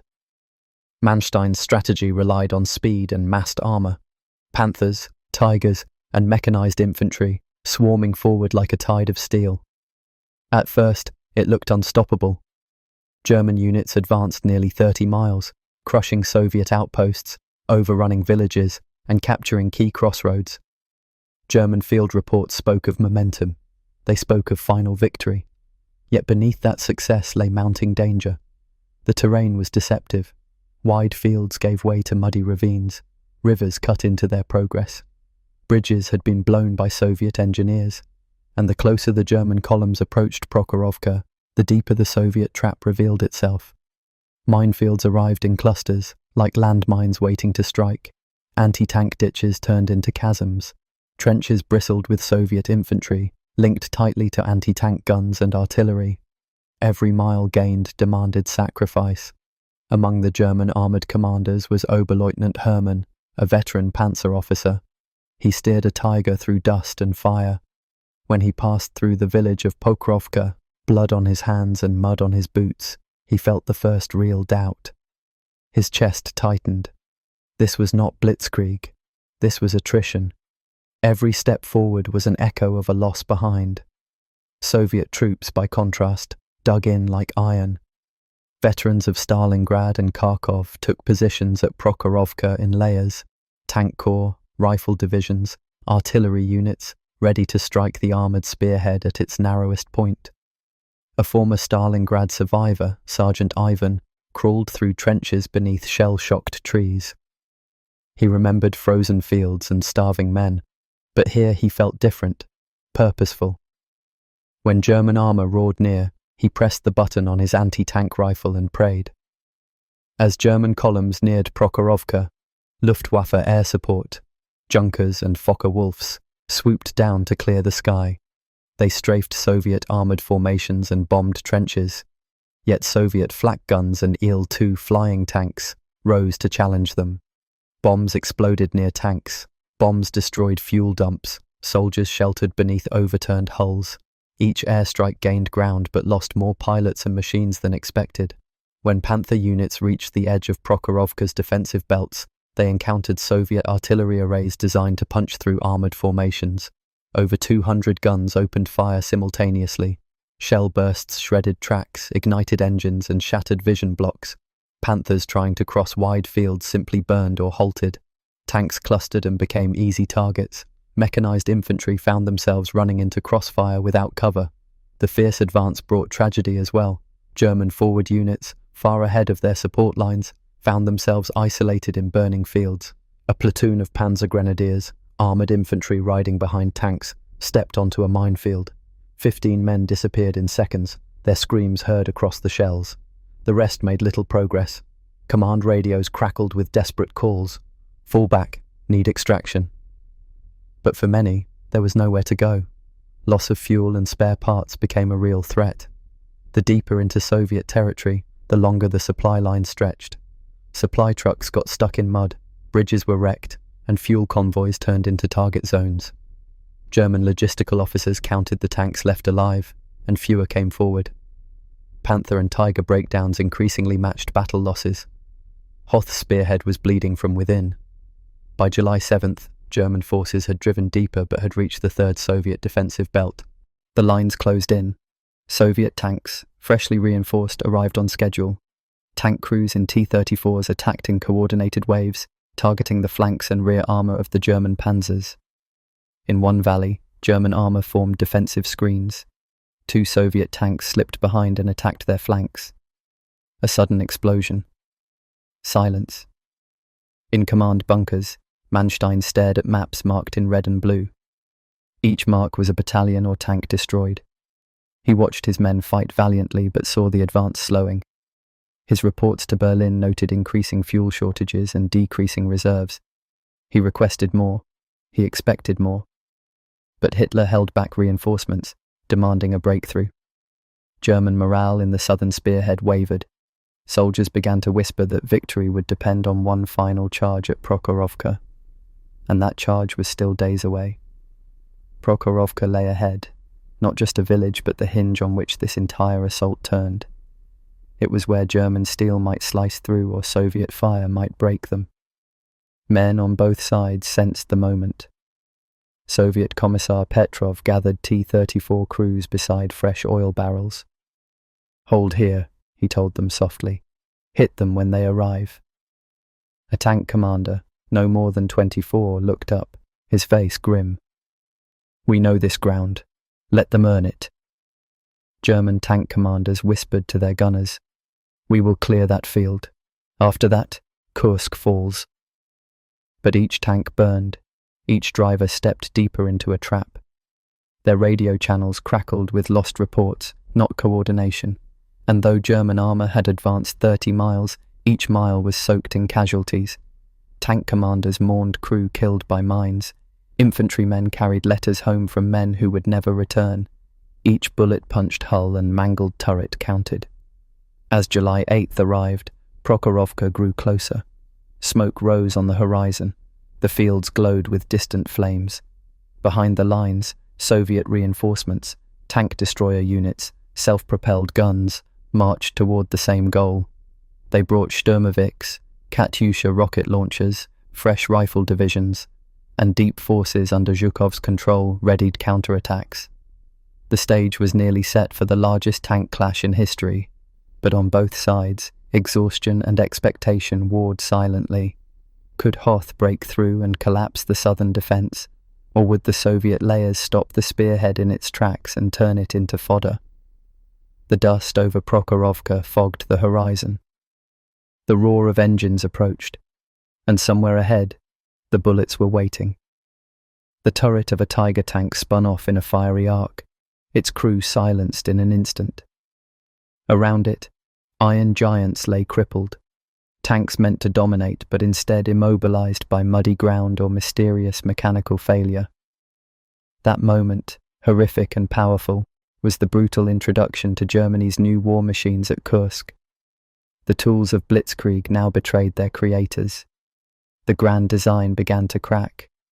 Germany's gamble at Kursk rested on three new beasts: the Tiger I heavy tank, the Panther medium tank, and the Ferdinand tank destroyer. Each was a marvel of engineering, or so Hitler claimed. But in the fields of Kursk, mechanics proved as deadly as enemy guns. The Tiger I, with its 80mm gun and thick armour, was a fortress on treads, capable of destroying a Soviet T-34 at over 2,000 metres. To German crews, it was the unbesiegbar, invincible. Yet weight was its curse. On rough ground, mud and ice jammed the road wheels, tracks snapped under stress and engines overheated. The offensive often moved slower than infantry. Many Tigers broke down before ever seeing Soviet fire. The Panther boasted sloped armour, a 75mm high-velocity gun, and superior mobility. It seemed the perfect answer to the T-34. But early models suffered from breakdowns. Transmissions failed, engines caught fire, and untrained crews struggled to repair them under combat pressure. Of the 200 Panthers that advanced in the first days, perhaps 50 remained functional by day 2. Within 5 days, fewer than 10 still moved across the battlefield. The rest lay abandoned or burned out in muddy fields. Then there was the Ferdinand, later renamed the Elephant, a tank destroyer built upon a failed chassis and armed with a long-range 80mm PaK-43. It had no turret and no secondary armament for close defence. It weighed nearly 70 tons. In theory, it was unstoppable. In practice, it was a coffin if immobilised. Mines detonated the tracks, and engine fires consumed the machinery. Companies destroyed their own Ferdinands to avoid capture. Crews suffocated inside metal tubes that could not move. Still, these machines did kill. One unit destroyed over 300 Soviet tanks, another claimed more than 500. But each success came at a tremendous cost. Many of those lost were due to mechanical failure, not enemy fire. Crews abandoned tanks deep in no man's land. Without turret weapons, infantry swarmed the immobilized vehicles. Recovery teams couldn't tow the 70-ton hulks. Many were destroyed on the spot. Soviet responses were swift and brutal. They deployed Su-152 heavy assault guns, equipped with massive 152mm howitzers. Rough to load and slow to fire, these were nicknamed Zveroboy, beast killers. When a Ferdinand halted, 1 or 2 Su-152s could kill it with a single devastating shot, destroying the crew and interior while leaving the hull intact. The crews bled inside their shells, silent and trapped. Tank crews adapted too. They targeted weak points, tracks, suspension, engine compartments. A single mine strike could disable a Panther. Soviet riflemen or Su-152 teams moved in to finish the job. They lobbed Molotov cocktails through vision slits. Crews trapped inside often died without firing another shell. Tiger crews suffered a similar fate. Although mechanically more reliable than the Panthers, they were few. Only around 1,300 were built during the war, and only a fraction reached Kursk. Those that did often broke down under their own weight. They became sitting targets, unmovable and vulnerable. On the German side, commanders felt the pressure mounting. One major in command of a Ferdinand battalion reported the absence of defensive weapons. Crews improvised by firing their machine guns through the main gun's bore. Others mounted rifles in hull slits. These improvisations spoke less of design brilliance and more of desperation. Despite everything, German propaganda still celebrated these machines as symbols of invincibility. But on the ground, morale sank. A Panther crew radioed from the mud. "We broke through only to be buried." The vehicles, once emblems of power, now symbolized overreach. The roll call of wrecks was sobering. Smoke drifted across the destroyed tanks. The rubble of metal dotted the fields like gravestones. Each Panther, Tiger, or Ferdinand lost was a testament to the failure of logistics and planning as much as to enemy fire. Soviet forces grew more confident with each wreck they examined. They studied every disabled machine, noted its failure points, and revised their tactics. They flooded roads to bog down the heavy armour. They set traps where the Germans advanced. Engineers simulated German machine gun sites to train anti-tank teams. Each breakdown or blunder became a lesson. At field hospitals, doctors treated the tank crew's injuries: burns, shrapnel, broken bones. They spoke quietly. Hit by a mine, burned by an engine fire. German letters home, found in pockets, spoke of betrayal not from enemies, but from the steel that was meant to protect them. On the Soviet side, each destroyed German heavyweight was a memento. "Too big to move, too helpless to win," whispered the tank crews. In one captured Ferdinand, the Soviets discovered no defensive armament inside, just empty shells and a dead silence. At dawn over Kursk, smoke rose across the battered terrain. German vehicles lay scattered, blackened and abandoned. Troops marched past silently, avoiding the broken hulks, shadows that once promised dominance but delivered ruin. Hitler's hope for armoured supremacy lay in ruins. The Panther's speed failed, the Tiger's resilience faltered, and the Ferdinands froze. Mechanical failure, Soviet tactics, and battlefield exhaustion turned these war machines into monuments of loss. And yet, the war machine ground on, because what had been unleashed could still kill. But now it was outmatched. The armoured titans had roared, and Kursk had begun to strip them of their power. The battlefield's next act was about to start, a deadly pivot towards a Soviet counterattack. The ground exploded beneath a German tank column. In an instant, the seemingly unstoppable blitzkrieg stumbled, crippled not by enemy fire but by the very earth beneath them. Minefields, invisible and relentless, ripped through treads, shattered hulls, and turned armour into wreckage. Smoke coiled into the sky. The spearhead had been blunted. Across the Kursk salient, the Soviet Union had transformed the battlefield into a fortress, not a fortress of concrete, but of steel teeth buried in the soil. Over 500 anti-tank mines and hundreds of thousands more anti-personnel ones had been sown across the steppe. In some areas, there were over 1,500 mines per kilometre, more than 4 times what had been used to defend Moscow. And this was only the beginning. Behind the mines lay a second enemy, the terrain itself. Trenches stretching over 4,000 kilometers crisscrossed the battlefield, forming deadly labyrinths. Anti-tank ditches yawned like open graves. The Germans weren't just fighting men anymore, they were fighting the land. Engineers tried to clear the way. Goliath demolition vehicles and Borgward 4s crept forward, remote-controlled, meant to clear paths through the explosives. But Soviet gunners were waiting. The machines were too slow, too fragile. Most were destroyed before they reached their targets. Every cleared path came at a terrible cost. Engineers crawled under fire, probing for pressure plates and tripwires. Every mistake ended in death. And even when lanes were cleared, Soviet combat engineers returned under the cover of darkness, replanting the fields, replacing the mines, making the land deadly once again. And then came the mud. Rain turned the steppe into a swamp. German tanks, Panthers, Tigers, even the fearsome Ferdinand tank destroyers sank into the muck. Their engines screamed, their tracks spun, but the mud held them fast. Panthers became coffins, Tigers became targets. One by one, vehicles stalled, tracks snapped, gears jammed. What wasn't immobilized by mines was swallowed by the earth itself. A machine designed for speed now crawled, helpless, heavy, vulnerable. The German Ninth Army, striking from the north, advanced barely 10 kilometers in the first few days. In the south, despite all efforts, progress stalled at the outskirts of Paneri, a small town now a fortress of its own. By sundown on July the 5th, the Germans had suffered thousands of casualties, over 1,200 men killed or missing and nearly 6,000 wounded. It was a slaughter. Entire tank companies were lost in a single minefield. The elite Grossdeutschland division lost 36 Panthers in one day, most not to enemy fire but to immobility. The crews abandoned them, retreating on foot, while Soviet artillery rained fire on the wreckage. And still, the Soviets weren't done. Each defensive belt fed into another. Trenches led to bunkers, bunkers covered minefields.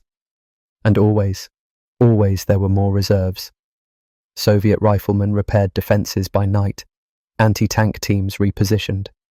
New mines were laid before the Germans could press forward. By July 12th, the Germans had barely broken through two belts. In the north, their maximum advance stalled at 8 to 10 miles. In the south, Manstein's forces made it 30 miles, but at a staggering cost. The momentum was gone. The blitzkrieg was bleeding. German commanders radioed Berlin in frustration. "We advance by inches," one tank commander reported, "and we bleed by the hundreds." The Soviets, in contrast, stood firm. They knew the land, they had shaped it, and now they used it as their weapon. Mud, mines, trenches, ditches, not glamorous, not fast, but brutally effective. As Soviet reserves gathered in the distance, fresh tanks, fresh infantry, fresh artillery, the German spearhead began to snap. The trap was closing, the counterblow was coming, and the myth of the blitzkrieg was crumbling in the fields of Kursk. Steel lightning struck first. A row of Soviet T-34s charged across an open field, and in an instant, German Panthers lurched sideways, their tracks shredded by hidden fire. Flames flickered across the mud and iron. The men inside the tanks didn't scream, they shouted orders, then silence. Metal ovens engulfed their final moments. It was July 12, 1943.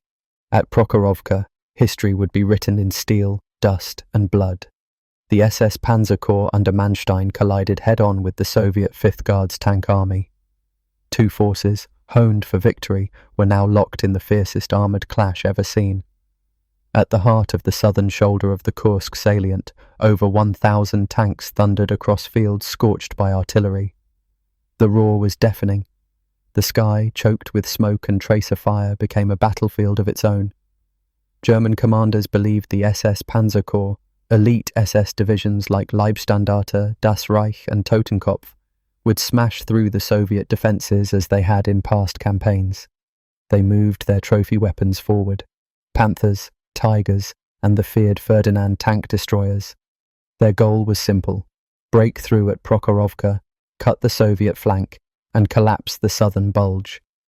But the Soviets had reserves hidden just behind those lines.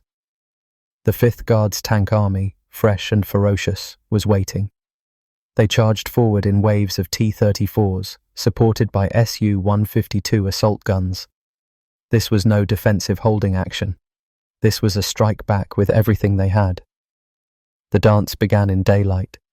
Tanks rolled across a field of death a few kilometers wide. Tracks met tracks, machine guns spat, and shells screamed.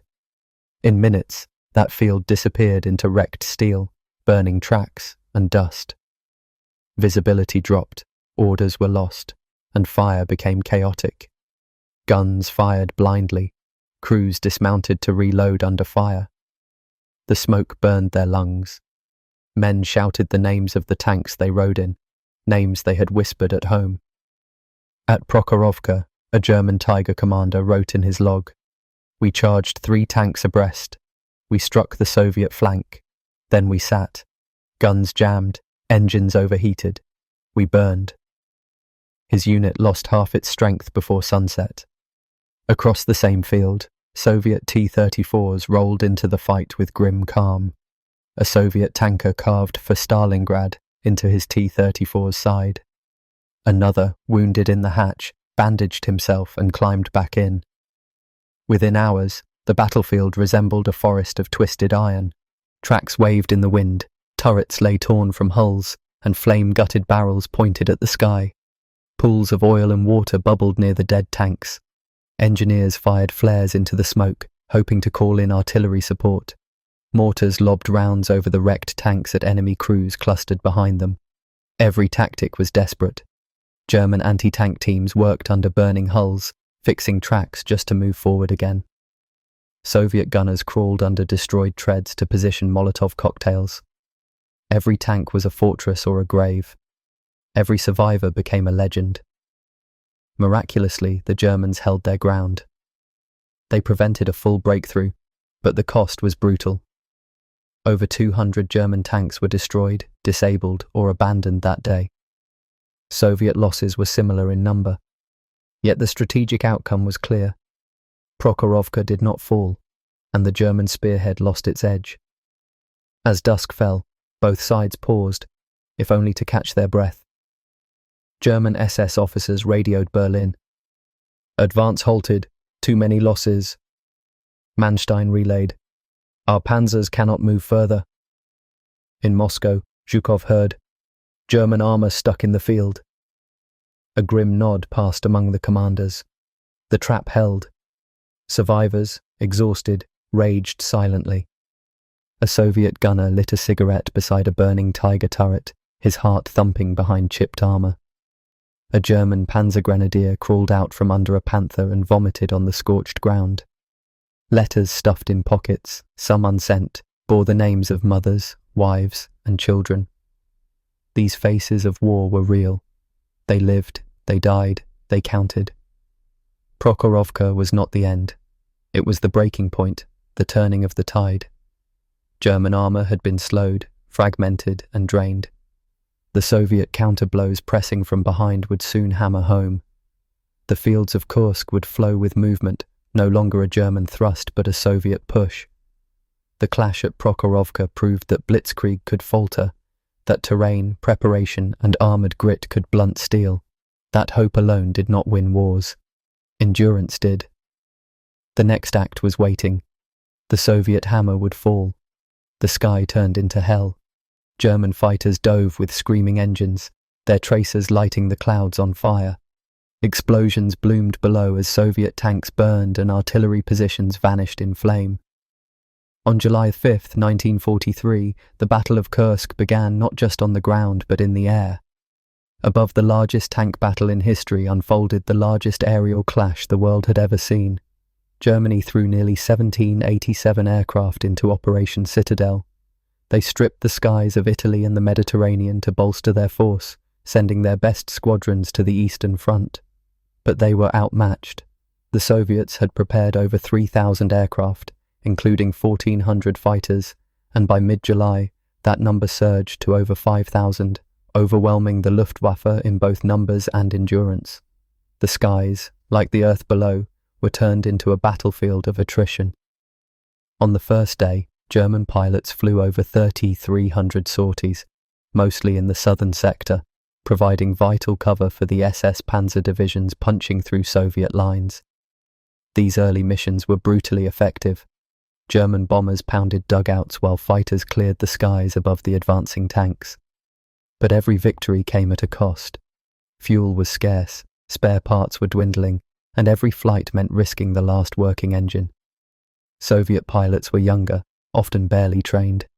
Their aircraft, the Yak and Ley 5, were technically inferior to the German Messerschmitts and Fokker-Wulfs, but they had numbers, bravery, and evolving tactics. They flew in groups, adapted quickly, and learned to cover each other. And then there were the Il-2 Sturmoviks, nicknamed flying tanks. These heavily armoured ground attack planes were built to take punishment and deliver death. They became a nightmare for the German troops below. The Soviets deployed their Il-2s in what became known as the Circle of Death. Groups of 8 or more flew in constant loops, each aircraft guarding the one ahead. When one peeled off to dive and unleash rockets or cannons, it was instantly replaced in the formation. German anti-aircraft gunners watched helplessly as the sky rained steel. In one deadly raid on July 7th, 70 German tanks were reportedly destroyed in just 20 minutes.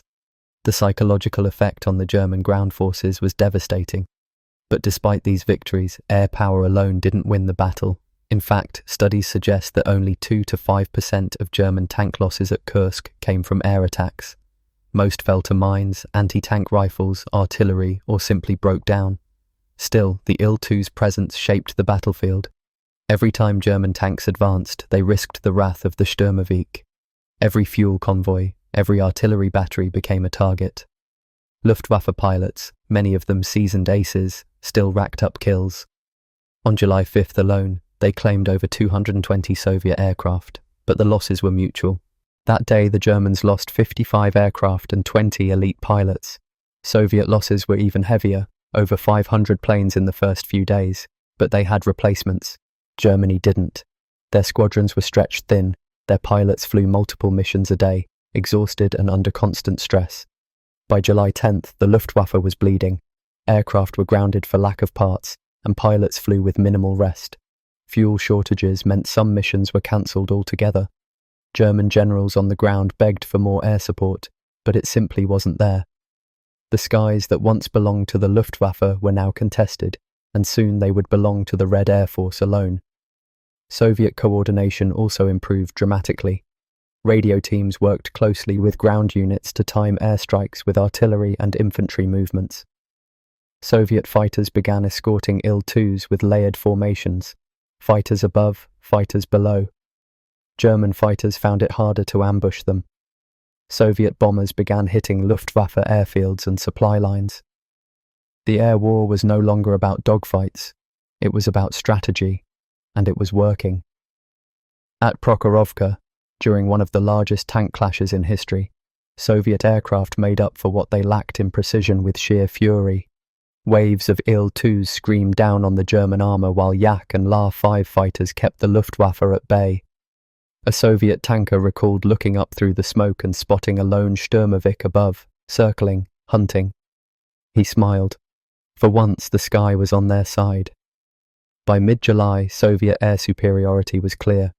German aircraft were fewer, slower to respond, and often overwhelmed. Hitler's decision to halt Operation Citadel on July the 12th was shaped not just by the Allied invasion of Sicily but by the Luftwaffe's inability to dominate the skies over Kursk. Without air cover, German tanks were exposed. Without fuel and ammunition, they were helpless. Without the skies, they could not win. The Battle of Kursk wasn't decided in one place. It was decided in the trenches, in the minefields, in the forests, and far above, where fire met steel in mid-air duels. The Soviet Air Force paid a terrible price in blood and machines. But by the end, they had achieved the unthinkable. They had beaten the Luftwaffe, not just with planes but with strategy, numbers, and will. Above the fields of Kursk, the sky belonged to the Red Star. A Panther tank ground to a halt, its tracks shredded, its engine silent. The crew crawled into foxholes, only to be cut down by Soviet artillery. The German advance had died, not with a bang but under its own weight. The momentum had vanished. General Walter Model's Ninth Army, pushing from the northern shoulder of the Kursk salient, had aimed for the Olkhovatka Ridge. The goal was to break the Soviet lines and meet the southern pincer. Instead, they met trenches carved into the earth, minefields so dense they resembled walls, and artillery waiting for them like silent predators. By July 8th, the advance had slowed to mere hundreds of meters each day. By July 10th, it had completely stalled. Fighting at Paniri Station and along the ridge turned into a grinding nightmare. German infantry captured half the village in bloody street battles, only to be pushed back the next morning. Soldiers described it as a miniature Stalingrad. Every building was a fortress, every street a death trap. Losses mounted rapidly. Between July 1st and 10th, the Ninth Army and its supporting panzer units lost more than 21,000 men. In the weeks that followed, another 62,000 casualties further drained their strength and morale. Then came the Soviet counterpunch. On July 6th, General Katakov's 16th Tank Corps charged the German lines with nearly 1,900 tanks, forcing Model to redeploy Panther divisions and infantry units to plug the gaps. The shock unsettled the German rear and disrupted their logistics. Simultaneously, Marshal Rokossovsky ordered coordinated assaults by rifle divisions and artillery behind Paniri. German engineers welded rails into anti-tank traps, farmers were relocated, and fields were burned to slow the Red Army's advance. But the Soviet pressure intensified. Communications faltered, ammunition ran low, and fuel vanished. By July 9th, Model acknowledged defeat. His forces had not broken through. They remained intact, but the initiative had slipped. Behind his lines, Operation Kutuzov loomed. On July 12th, the Central Front, reinforced by the Bryansk and Western Front armies, attacked the Oral salient from the rear, threatening to envelop the Ninth Army. Model's men dug new defensive lines, burned villages ahead of their retreat routes, and attempted scorched earth tactics. Yet Soviet reserves slipped past, cutting supply lines and tightening the noose. One German tank commander radioed, "We hold the ground, but it costs more than victory ever would." In Moscow, Stavka watched grimly. The German armoured strength had been halved and their infantry morale had crumbled. Reports described Model's lines sagging under the relentless Soviet pressure. Soviet forces crept closer each night, pushing from the east and south simultaneously. The offensive had stalled, supplies lagged, reinforcements were delayed, and now the Soviet counteroffensive was rolling forward. The German spear had lost its tip. The ground had turned against the Wehrmacht, and at Oral, the hammer was striking back hard. A fuel truck exploded under a hail of mortar fire, the flames engulfing armoured transports. Behind them, German tanks ground to a halt. Rations ended. The crews stared into empty engines, empty hopes. The spearhead had bled itself dry. By mid-July, Operation Citadel was dying, not from defeat, but from exhaustion. German supply lines had been vanquished by Soviet fighters and damaged railroads. Fuel convoys were stranded in minefields, spare parts vanished. There simply wasn't enough of a lifeline to feed the armoured tooth.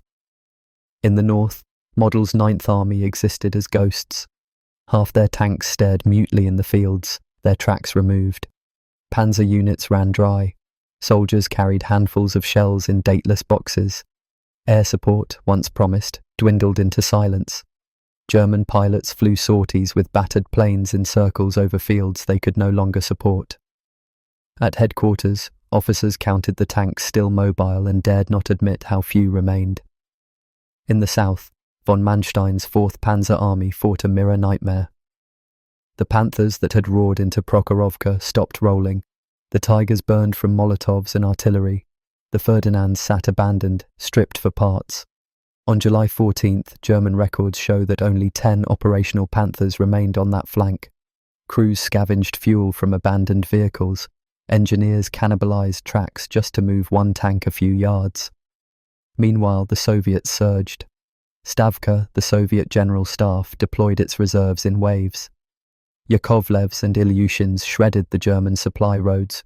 Artillery smashed the rail ties. Soviet tank armies pressed forward. On July 13th, Marshal Zhukov ordered a tank corps to advance from newly seized ground, linking their defences with a counteroffensive punch. The momentum had shifted. Each new Soviet thrust revealed fresh supply breakdowns in the German camps. Ammunition ran out, food spoiled, and water supplies were contaminated. Infectious diseases spread through tank crews who rode in waterlogged hulls. Morale cracked. At a field hospital near Belgorod, captured diaries recorded that men arrived with faces haunted not by enemy guns, but with hunger and panic. Tiger crew clusters prayed silently before battle, an unusual knee bent to the absence of petrol, not fate.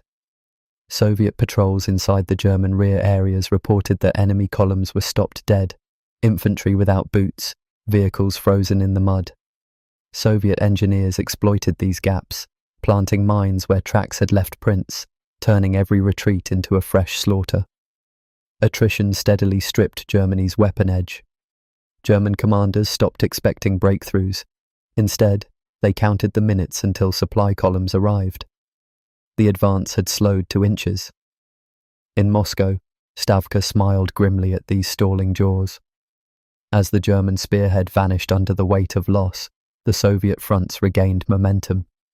The tanks that had waited behind the lines surged into the gaps. Artillery axes split the German positions. Soldiers rallied under red flags again. On the evening of July 17th, the final blow was signalled.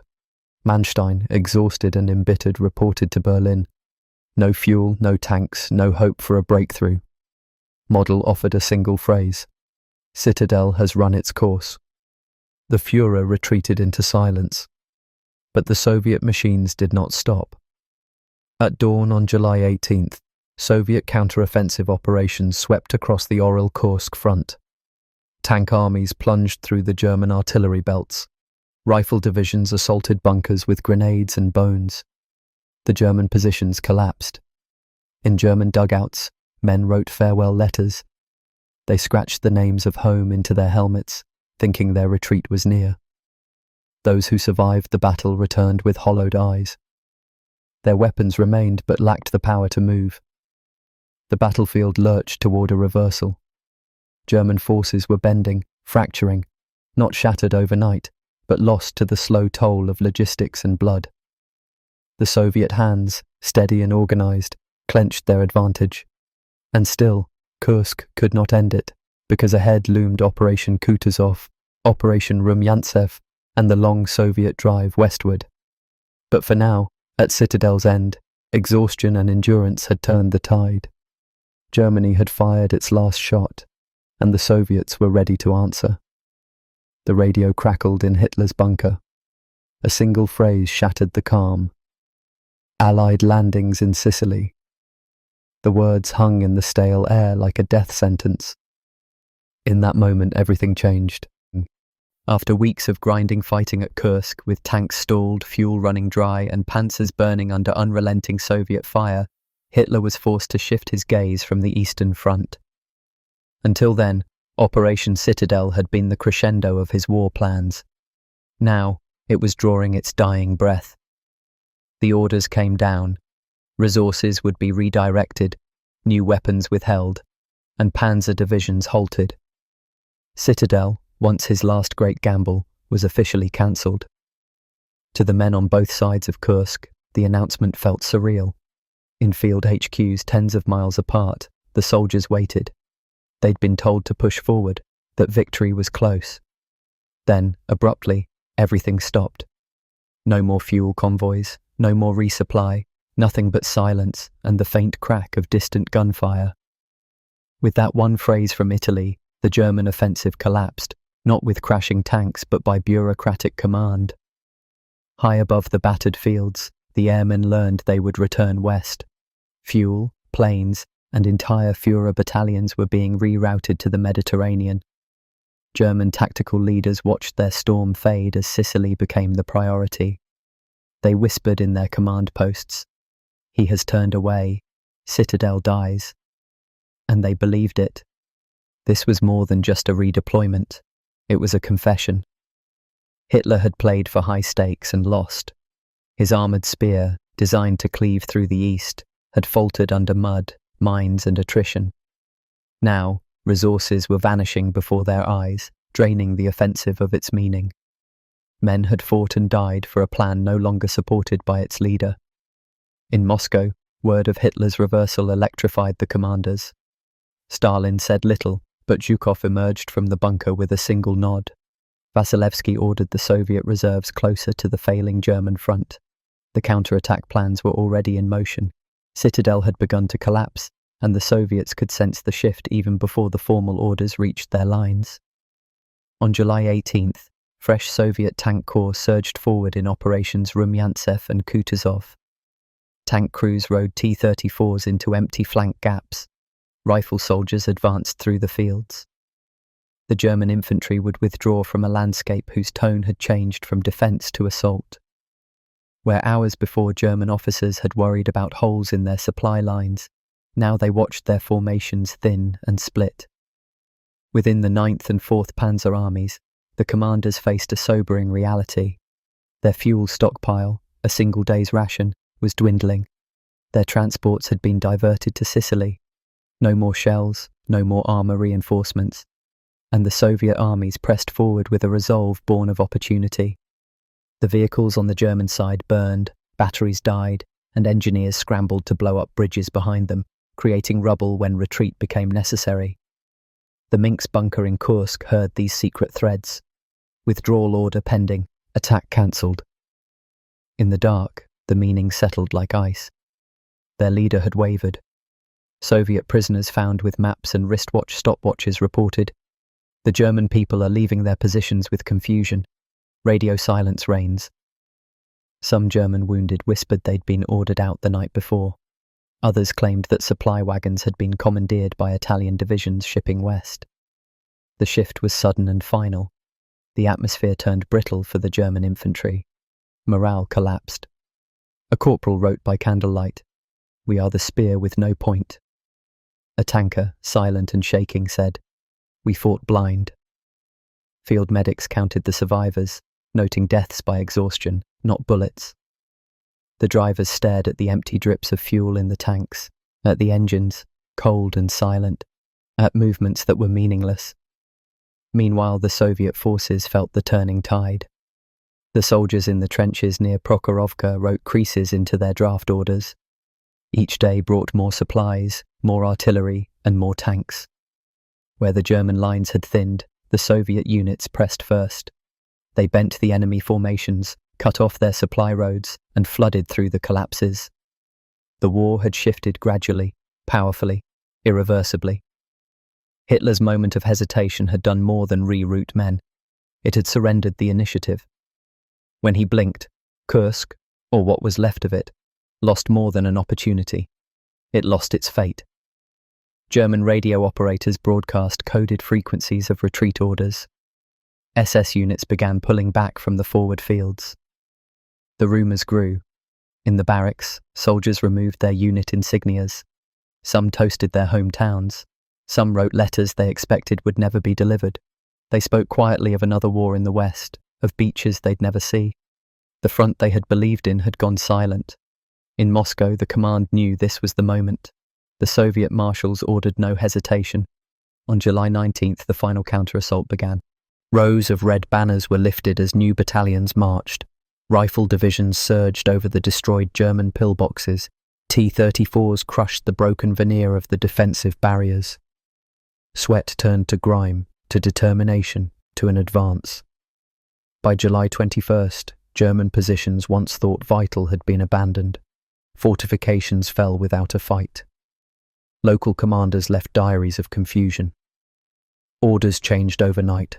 Our supply train disappeared. No support is coming. In their own words, they felt betrayed by distant decisions they could not influence.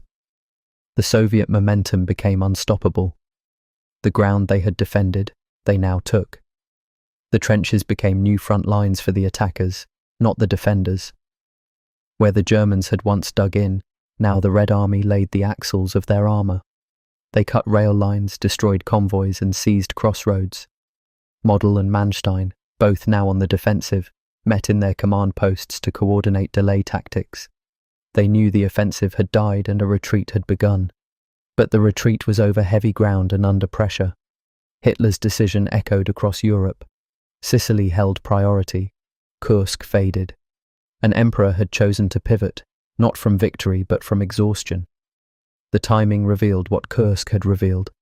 Germany could no longer fight on too many fronts. Its armies had peaked and fractured. The defeat was not explosive. It was slow, deliberate, bureaucratic.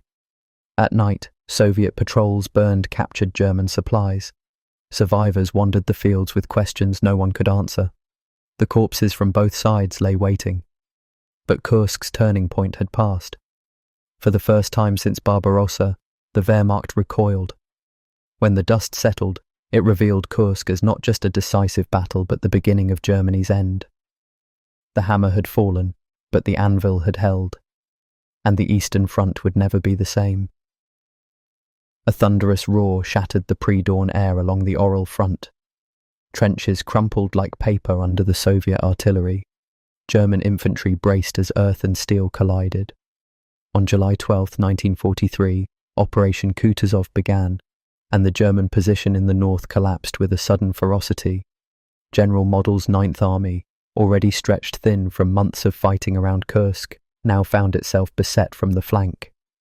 The massive Soviet armies of the Bryansk and Western fronts surged in behind the German lines. Reserve infantry, fresh tank corps, and relentless artillery overswept defences built of mud and memories. By midday, the German infantry regiments were engulfed. By evening, entire sectors had been overrun. Model, known for his defensive acumen, now scrambled to patch breaches across two panzer armies. Reinforcements came in trickles. Soviet tank formations, their rockets blazing, their engines thundering, pressed the attack. The German line, once rigid and refusing to yield, buckled. Armoured vehicles attempted to plug the holes. Tanks moved into the streets to block the roads. But each addition only slowed the inevitable tide. Soviet air power grounded the German resupply lines. Stuka dive bombers were scarce, fuel convoys were stuck in the mud, and engineers could not fix the broken tracks fast enough. Partisans sabotaged the rail lines, blew up bridges, and ambushed supply wagons in the forested corridors. German garrisons listened to static on empty radios. Their supplies vanished like ghosts before dawn. On July 15th, Operation Kutuzov entered its most brutal phase. New Soviet tank armies flanked the German forward positions, driving toward Orel from the north and east. Civilians fled the burning villages as German troops fell back through fields churned with red clay and broken steel. Tanks ground against the mud and mines. Infantry pulled back through the crumbled trenches. The pace of the retreat accelerated beyond orders. Model finally called for his shrinking Ninth Army to withdraw to its initial lines. But the ground had already changed. The defensive belts lay destroyed, the minefields exposed, and the trenches collapsed. The Soviet troops pressed every inch. German engineers welded rails and burned villages behind them to slow the pursuit, but morale eroded with each step back. The soldiers whispered, "We are no longer advancing. We are retreating." On August 5th, the Soviet forces reached Orel itself. The city, once a German stronghold, fell after days of siege and encirclement. Red flags rose over the broken buildings. The German survivors, packed into shell-shocked columns, marched east through the smoke and silence. Many carried burned photos, torn letters, and souvenirs of a war turning against them. Model and Manstein met in hushed command posts. Their words cracked. "The Panzer spear has been broken. We are hunters no more." Behind them, the army groups reordered themselves for defence. And deep in Berlin, Hitler began to see what Kursk had revealed. His armies could no longer seize the initiative. In the aftermath, the Soviet commanders turned their eyes to the south. Another strike, Operation Rumyantsev, was already being readied. While the Wehrmacht bled in retreat, the Red Army surged onward, its logistics humming, its morale high, its territory regained. Operation Kutuzov had shattered the northern Oral salient. The German forces were no longer the hunters but the hunted. The tide had turned decisively. and the north had struck back. The city burned before dawn, flames dancing across the shattered streets, smoke twisting above the hollowed buildings. Men ran through alleys choked with debris. That was Belgorod. It was July 1943, and everything Germany had held in the south was about to be swept away. Only days after Soviet forces had shattered the German northern flank with Operation Kutuzov, their southern counterpart, Operation Polkovodets Rumyantsev, was launched from the city of Belgorod. This was not a probe, it was a hammer blow. Fresh tank armies, battle-hardened infantry divisions, and artillery regiments moved forward in a cold, precise formation. Their target was Kharkov, once the industrial jewel of Ukraine, now a symbol of Soviet resilience. The German commanders were stunned. They had believed the southern pincer, led by Manstein's battered 4th Panzer Army, could hold on to Belgorod. But with Citadel aborted and their supplies diverted, their strength had dwindled. Some units had barely enough fuel for one more counterattack. Others had no shells left. The German frontline officers later wrote of men who still hoped, but behind them, the retreat lines lay vulnerable. The Soviet artillery hammered the forward belts with overwhelming force. Massive Katyusha rocket launchers, nicknamed Stalin's organ, screamed across the valleys, their thread-like projectiles trailing a wake. Within the first hours of the assault, the German forward trenches lay in ruin. Bridges were destroyed, and roads became impassable. Panzer grenadiers advanced through fields of shrapnel and flame. Civilians fled in terror. Everything had changed. Belgorod fell after fierce house-to-house fighting, though by day 2, most of the German forces had already withdrawn under cover of night. The Soviet tanks, led by the 5th Guards and 1st Tank Armies, surged forward. They pushed through the German lines, cutting off the retreating columns.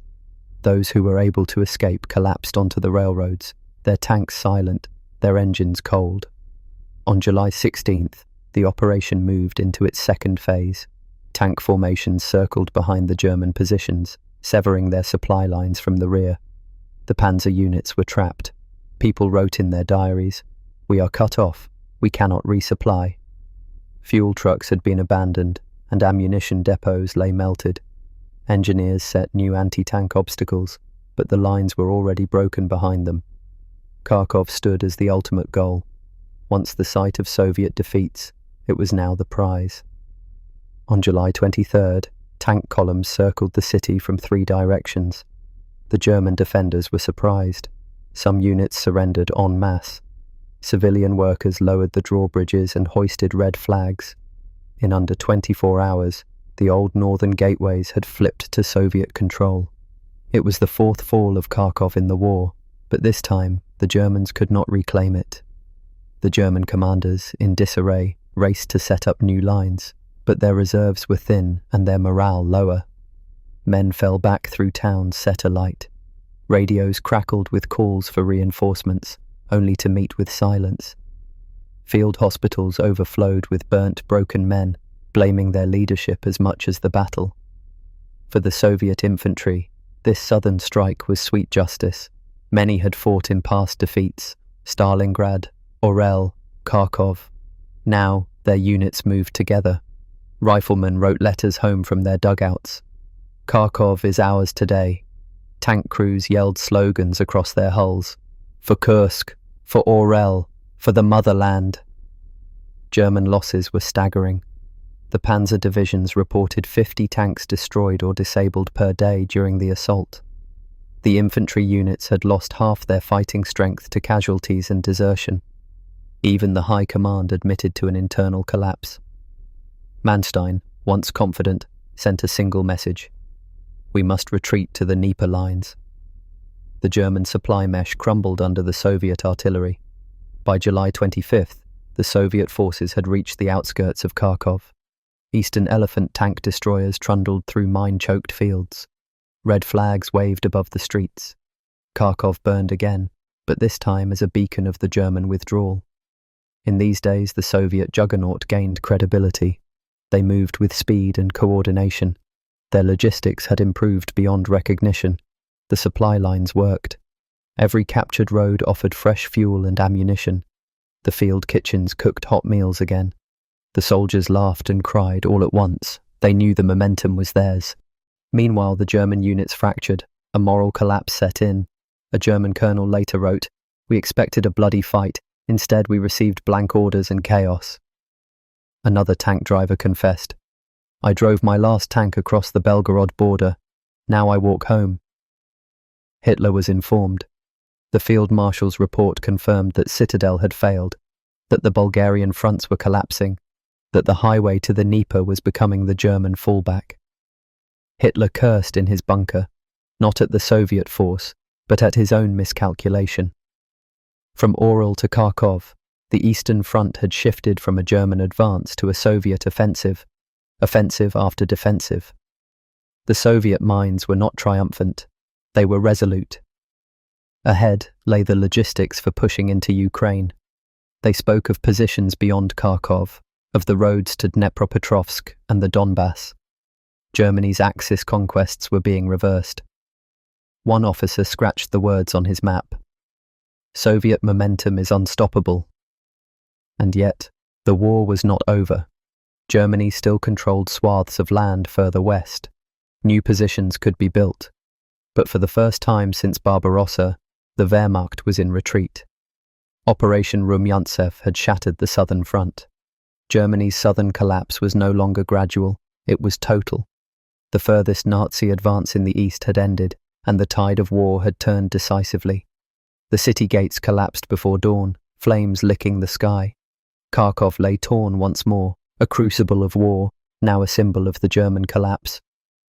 For the fourth time in the war, Kharkov had changed hands. By late July 1943, Soviet forces had encircled the city, using swift tank thrusts and rifle divisions advancing from three sides.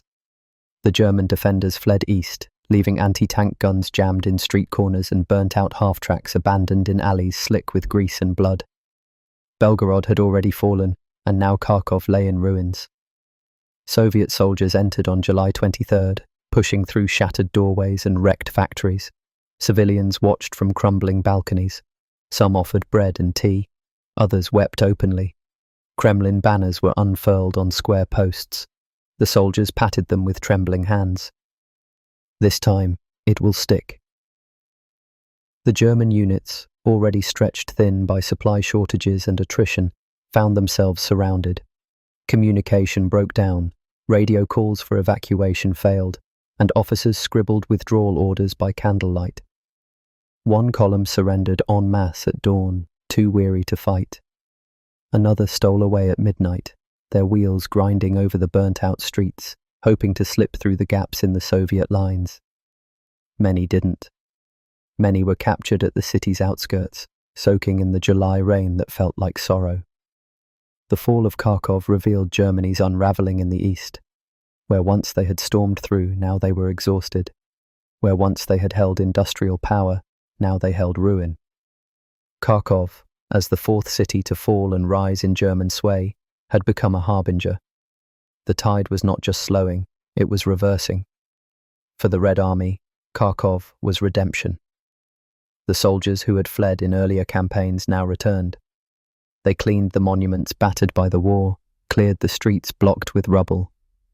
They stood guard at the train stations once used to deport their neighbours. They lit fires in the wrecked homes, and they whispered, "We returned for good."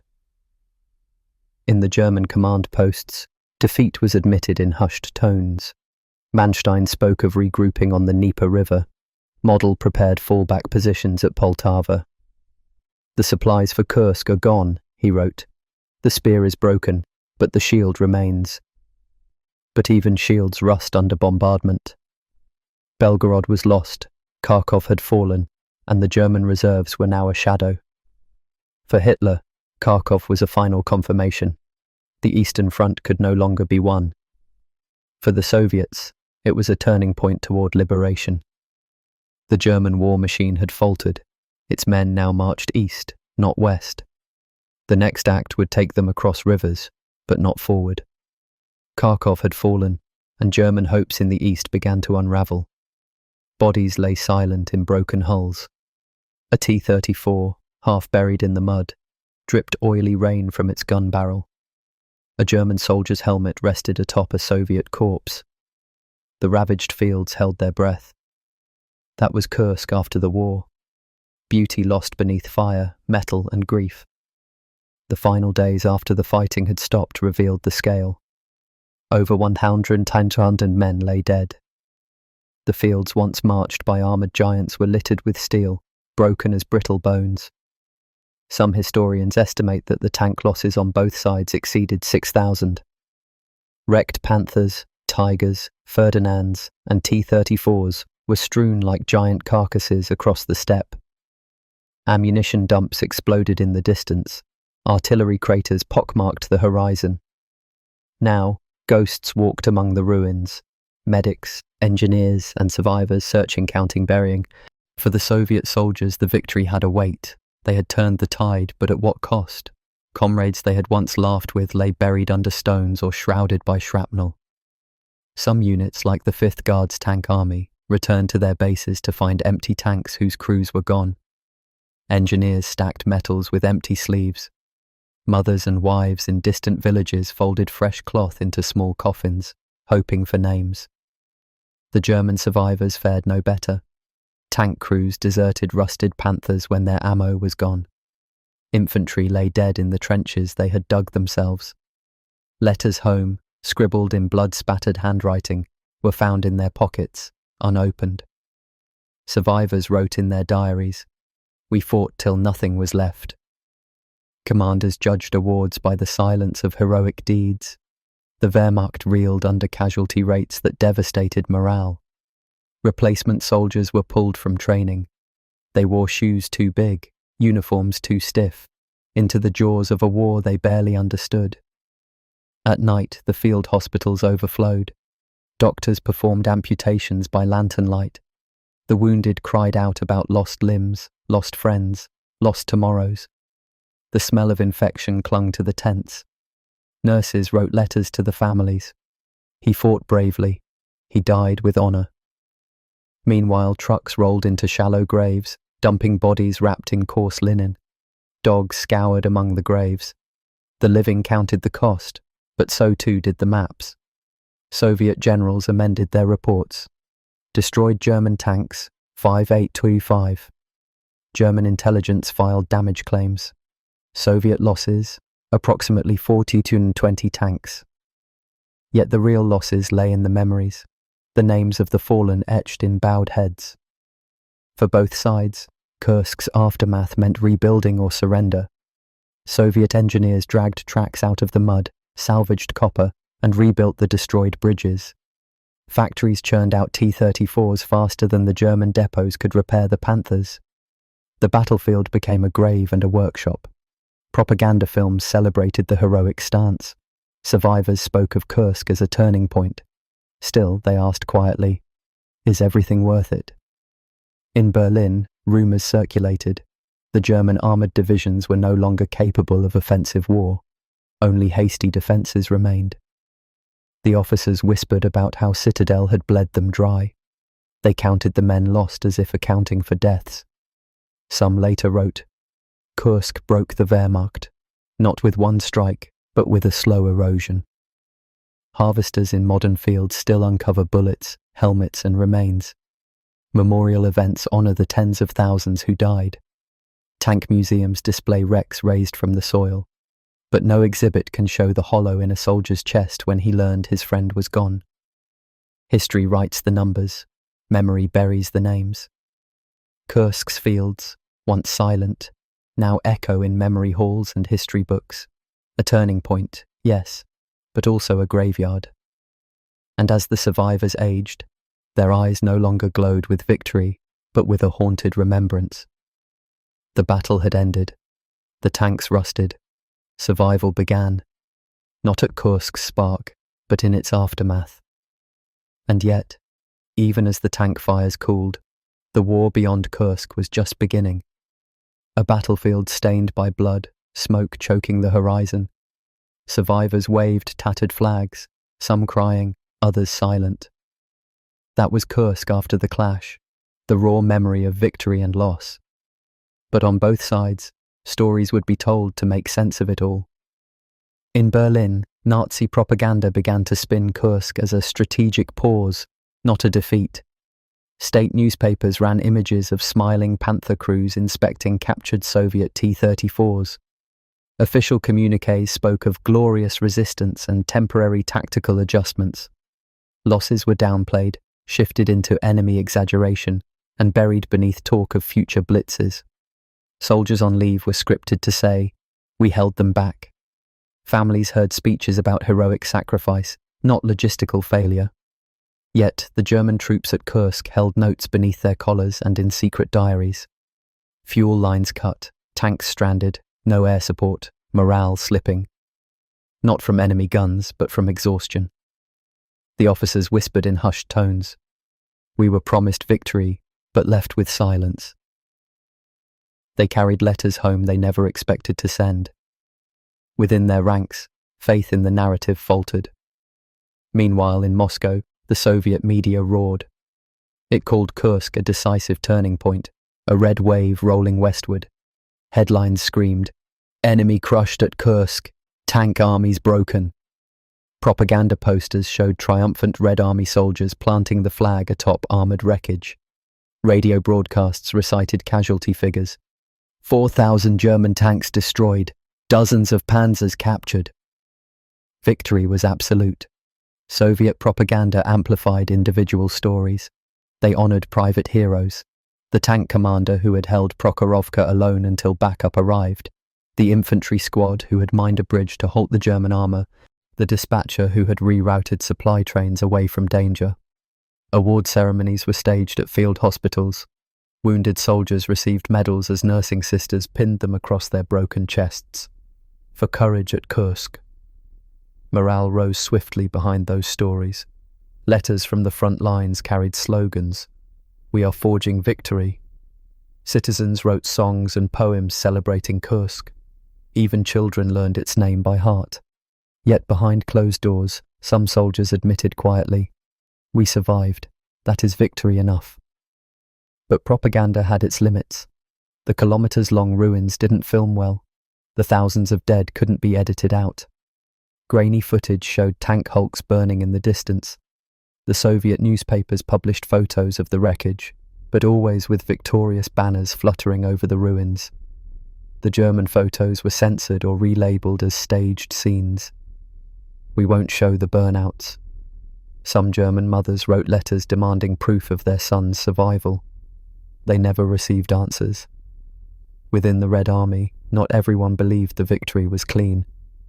Some officers argued that their counteroffensives, Kutuzov and Rumyantsev, weren't complete successes. Civilian casualties in the recaptured cities were high. Prisoners were beaten or neglected. But these stories were suppressed. The official narrative held firm. Kursk was moral redemption for every past defeat. For the German officers, the propaganda was toxic. They had witnessed failure. They had witnessed retreat. Yet on the return trains to the Reich, they were told to recite victory at Kursk. The disconnect sowed anger. Some returned to civilian life in silence. Others turned to defeatist whispers. Our leaders lie. We fight tomorrow or die. In the Soviet field hospitals, morale and propaganda converged. Surviving infantry and tank crews were paraded before journalists, smartly dressed, holding freshly issued medals. Some cried, some smiled, but most were exhausted, yet felt the weight lifted. They had survived, they had held, they had advanced. Meanwhile, German propaganda films included staged interviews with captured Soviet officers who claimed Kursk was a stalemate, or even a German success. These were used to mislead domestic audiences. The soldiers at the front laughed. Many of them, captured, had themselves been starved, wounded, and had surrendered only when surrounded. They called the films propaganda dreams. The atmosphere on both sides had transformed. In the East, the Soviets believed in destiny. In Germany, some began to believe in denial. But the battlefield, the real one, did not lie. As the Soviet armies rolled west, retaking Orel, Belgorod, and Kharkov, the films and headlines became true. The soldiers on the ground, exhausted, hungry, hopeful, knew the real story. Not the propaganda, but the advance. And as German civilians watched the victories vanish from the newsreels, many asked quietly, what did they lose?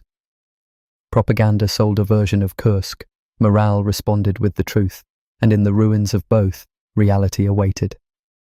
The roar of a Panther's engine died mid-thunder as it sat stalled in a cratered field, its treads sliced by hidden mines.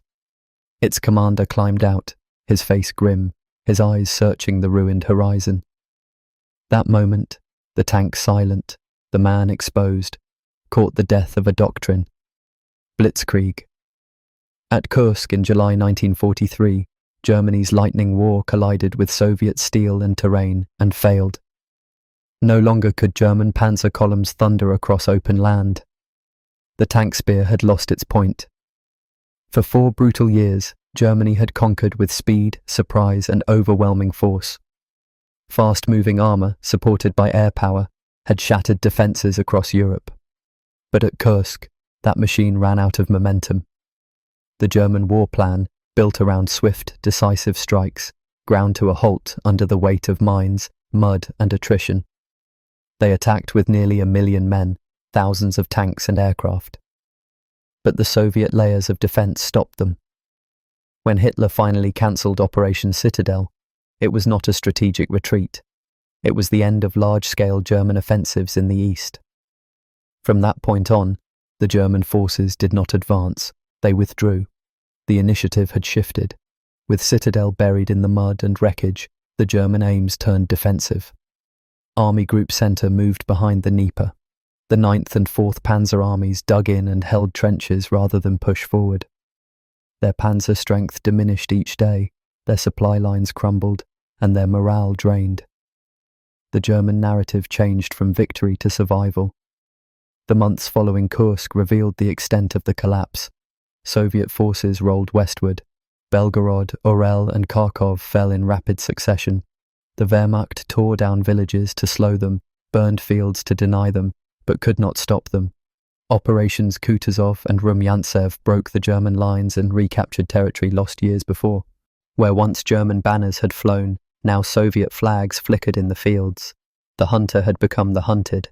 For the individual soldiers, the shift was visceral. A German tank commander scribbled in his log, "This feels like the end." A Soviet infantryman etched on a trench wall, "Our time dawns." German veterans recalled the crushing truth. Blitzkrieg was gone. Not from a defeat in combat, but from a collapse of supply, a loss of momentum, and an exhaustion of resources. The Soviet soldiers remembered not only the roar of the tanks, but the whispered hope of an advance that each dawn delivered, their armoured columns closer to Berlin. The High Command quietly changed its language. Gone was talk of blitzkrieg. Instead, they spoke of withdrawal, defensive lines, hold at all costs. Hitler's speeches ceased referencing Kursk as a turning point. Instead, he shored up the fronts along the rivers and ordered fortresses to be erected along the line. German newspapers downplayed the Eastern Front. Everywhere, victory faded into endurance. Meanwhile, the Soviet doctrine flourished. Their combined arms strategy, infantry, artillery, tanks, and air, had defeated the German edge. Their logistics worked, their factories rebuilt. Every wreck they raised taught them lessons. Momentum became their weapon. They moved not in shock and awe, but in a steady, sustained push. Supply trucks moved through the daylight, no diesel glowing through the darkness. They delivered shells, food, and fuel, and with each load, they renewed the offensive. Blitzkrieg, once mythic, had died not in a great collapse, but in a quiet failure. Kursk did not explode the German hope in one big moment. It bled them slowly. It forced Hitler to look away. It cost the Wehrmacht its offensive will. And once Germany no longer attacked, once the Soviet forces advanced without fear, there was no going back. The Eastern Front would never be the same. The balance had shifted. From now on, every German move would be retrenching, defending, delaying. Every Soviet movement forward would be reclamation, a push, liberation. The war that had begun with German might was now being ended, one Soviet advance at a time. And the moment the last tank fell silent at Kursk, that was the moment Blitzkrieg truly died. The earth shook as tank tracks ground the soil beneath them. Metal beasts pitched into minefields, their hulks smoking in silent defeat. A single panther lay turned on its side, its commander sitting atop its turret, staring into the ruined sky. This was Kursk's harshest lesson. War had changed. Guerrilla bursts of brilliance could no longer win battles. Instead, endurance, coordination, and adaptation would rule. At Kursk, Germany's belief in fast, isolated armour thrusts, blitzkrieg in its pure form, was shattered. Tanks could no longer race ahead, expecting infantry, artillery, and air support to catch up. The Soviet defences had forced the German armour to slow, exposing them to counterattacks. The new reality was combined arms warfare.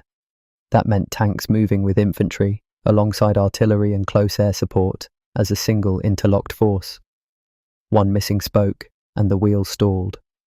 The corps commanders learned that layered defence, mines, trenches, wire and ditches, neutralises shock tactics. Engineers built defensive belts so deep that an armoured break had to fight through 5 or 6 lines, each one killing morale and destroying resources. The wrecked German vehicles counted as lessons. Engines overheated, fires broke out, and crews suffocated. The battlefield became a laboratory of failures. Air power redefined dominance. The Soviet Il-2 flying tanks, armoured aircraft built to dive at tanks at low altitude, protected the ground forces better than ever before. The Luftwaffe's losses showed that air superiority must be constant and integrated. At Kursk, Soviet fighters escorted bombers and ground aircraft in 24-hour cycles. They targeted supply lines, railroads and fuel depots. The German forces lacked consistent coverage. Their aircraft were diverted west, and their parts were limited. That cost them kills and lives alike. Communication became critical. Soviet radio operators linked infantry, artillery and pilots into coordinated strikes.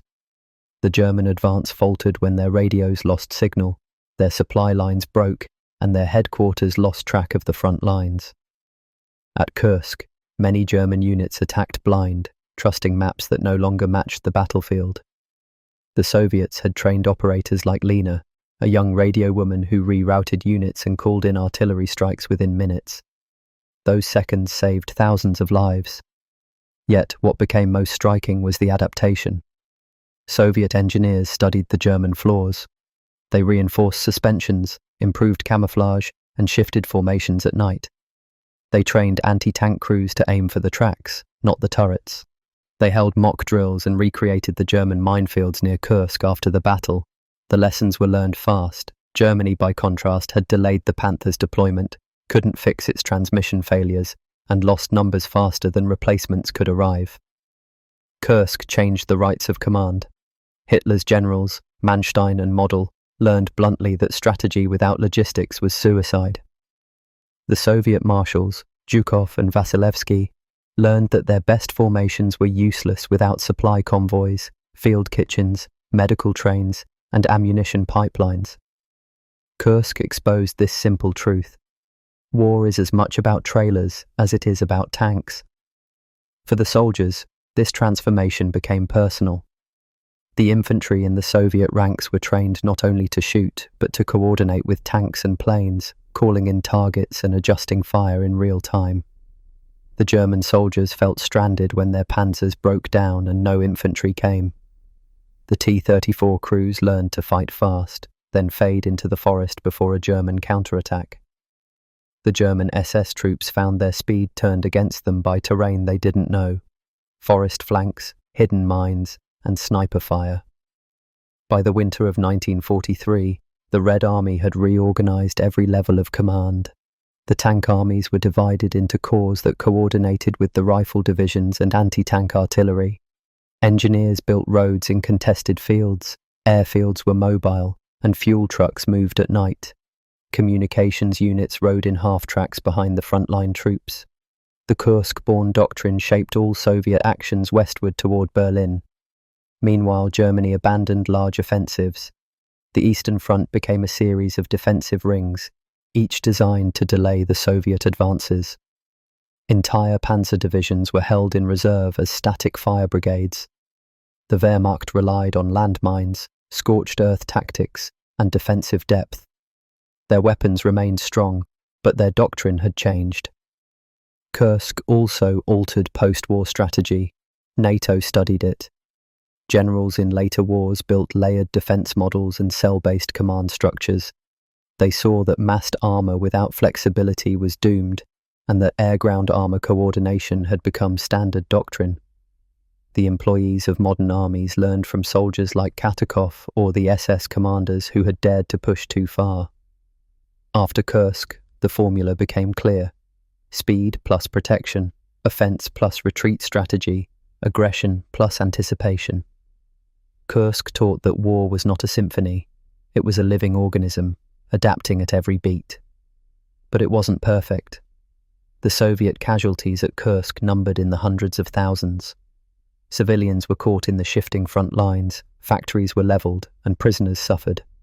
Even in victory, Kursk's cost was enormous, and the German survivors carried scars, not just physical but mental, of strategies built on hubris rather than humility. The final lesson superseded all command postures. Do not seek war to revolutionize the world.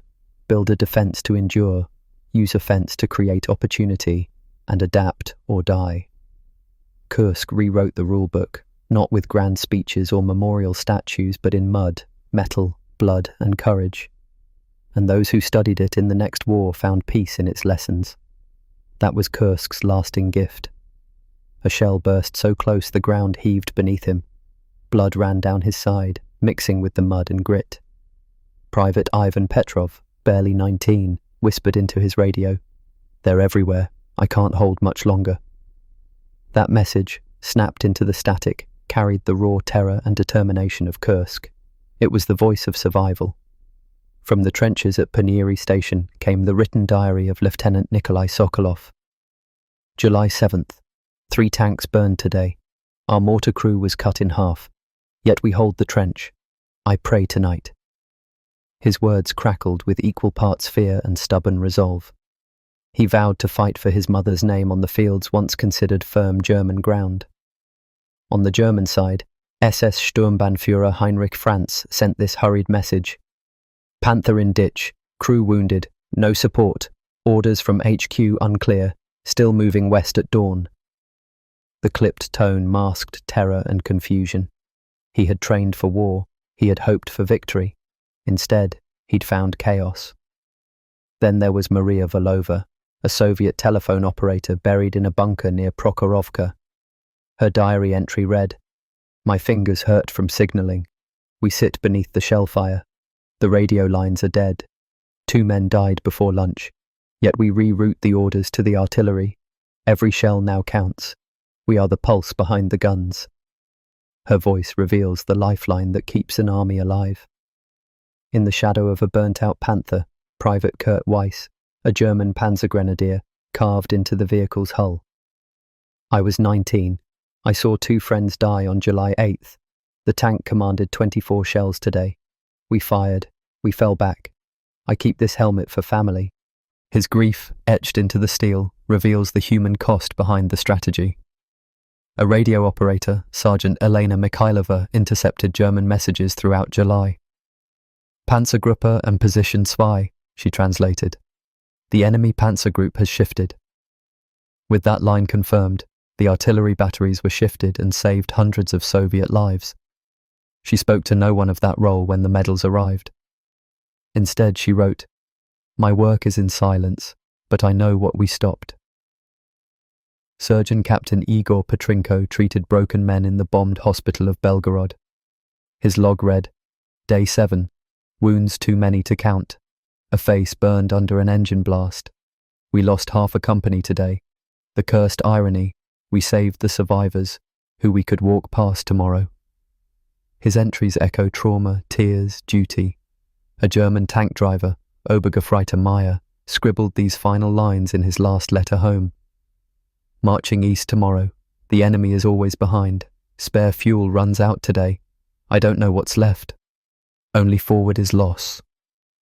He signed it, Der Letzte, the last one. The soldiers' voices converged one evening in a makeshift clinic near Kharkov. 4 men, 2 Soviet, 2 German, lay side by side. One German insisted on reading from a Soviet diary. "They call us enemies across the trench.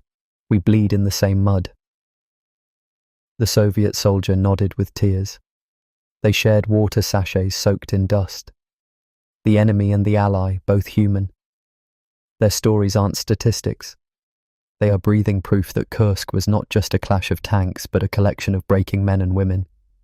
Their faces, etched into letters and soot, were the true battlefield. Their memories will echo beyond the memorial stones and across the distance between the trenches, past the lines of minefields and barbed wire. They are the voices that survived. A lone tank turret lies half buried in the soil, rusted and overgrown. Nearby, wildflowers sway where trenches once fired. No bells sound, no engines roar, just the wind above the silent fields. That is Kursk today, a battlefield turned to quiet reminders of terror, smoothed by time. Yet beneath the calm earth lies memory.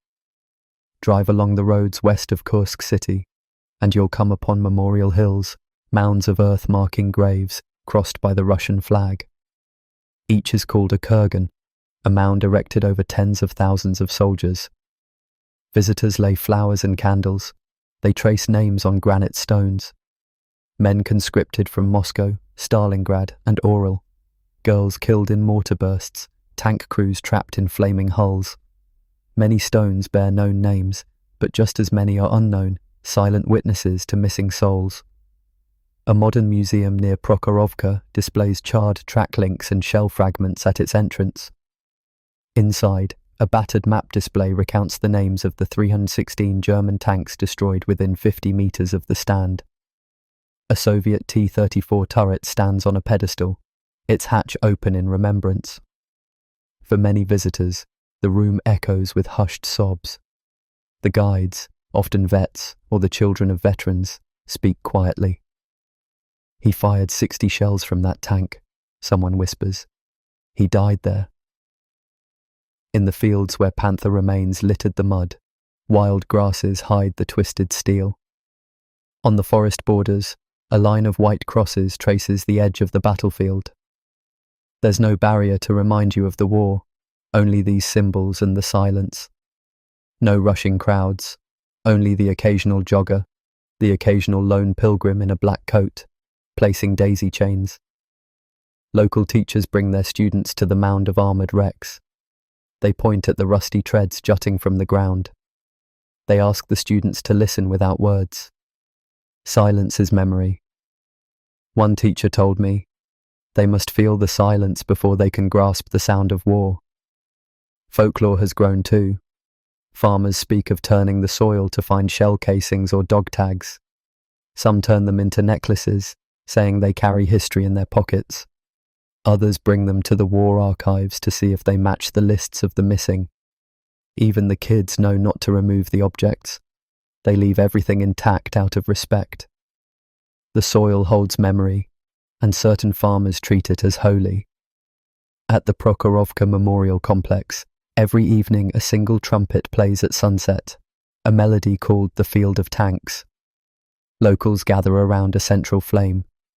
Older men and women stand with wreaths, their worn medals pinned like old wounds.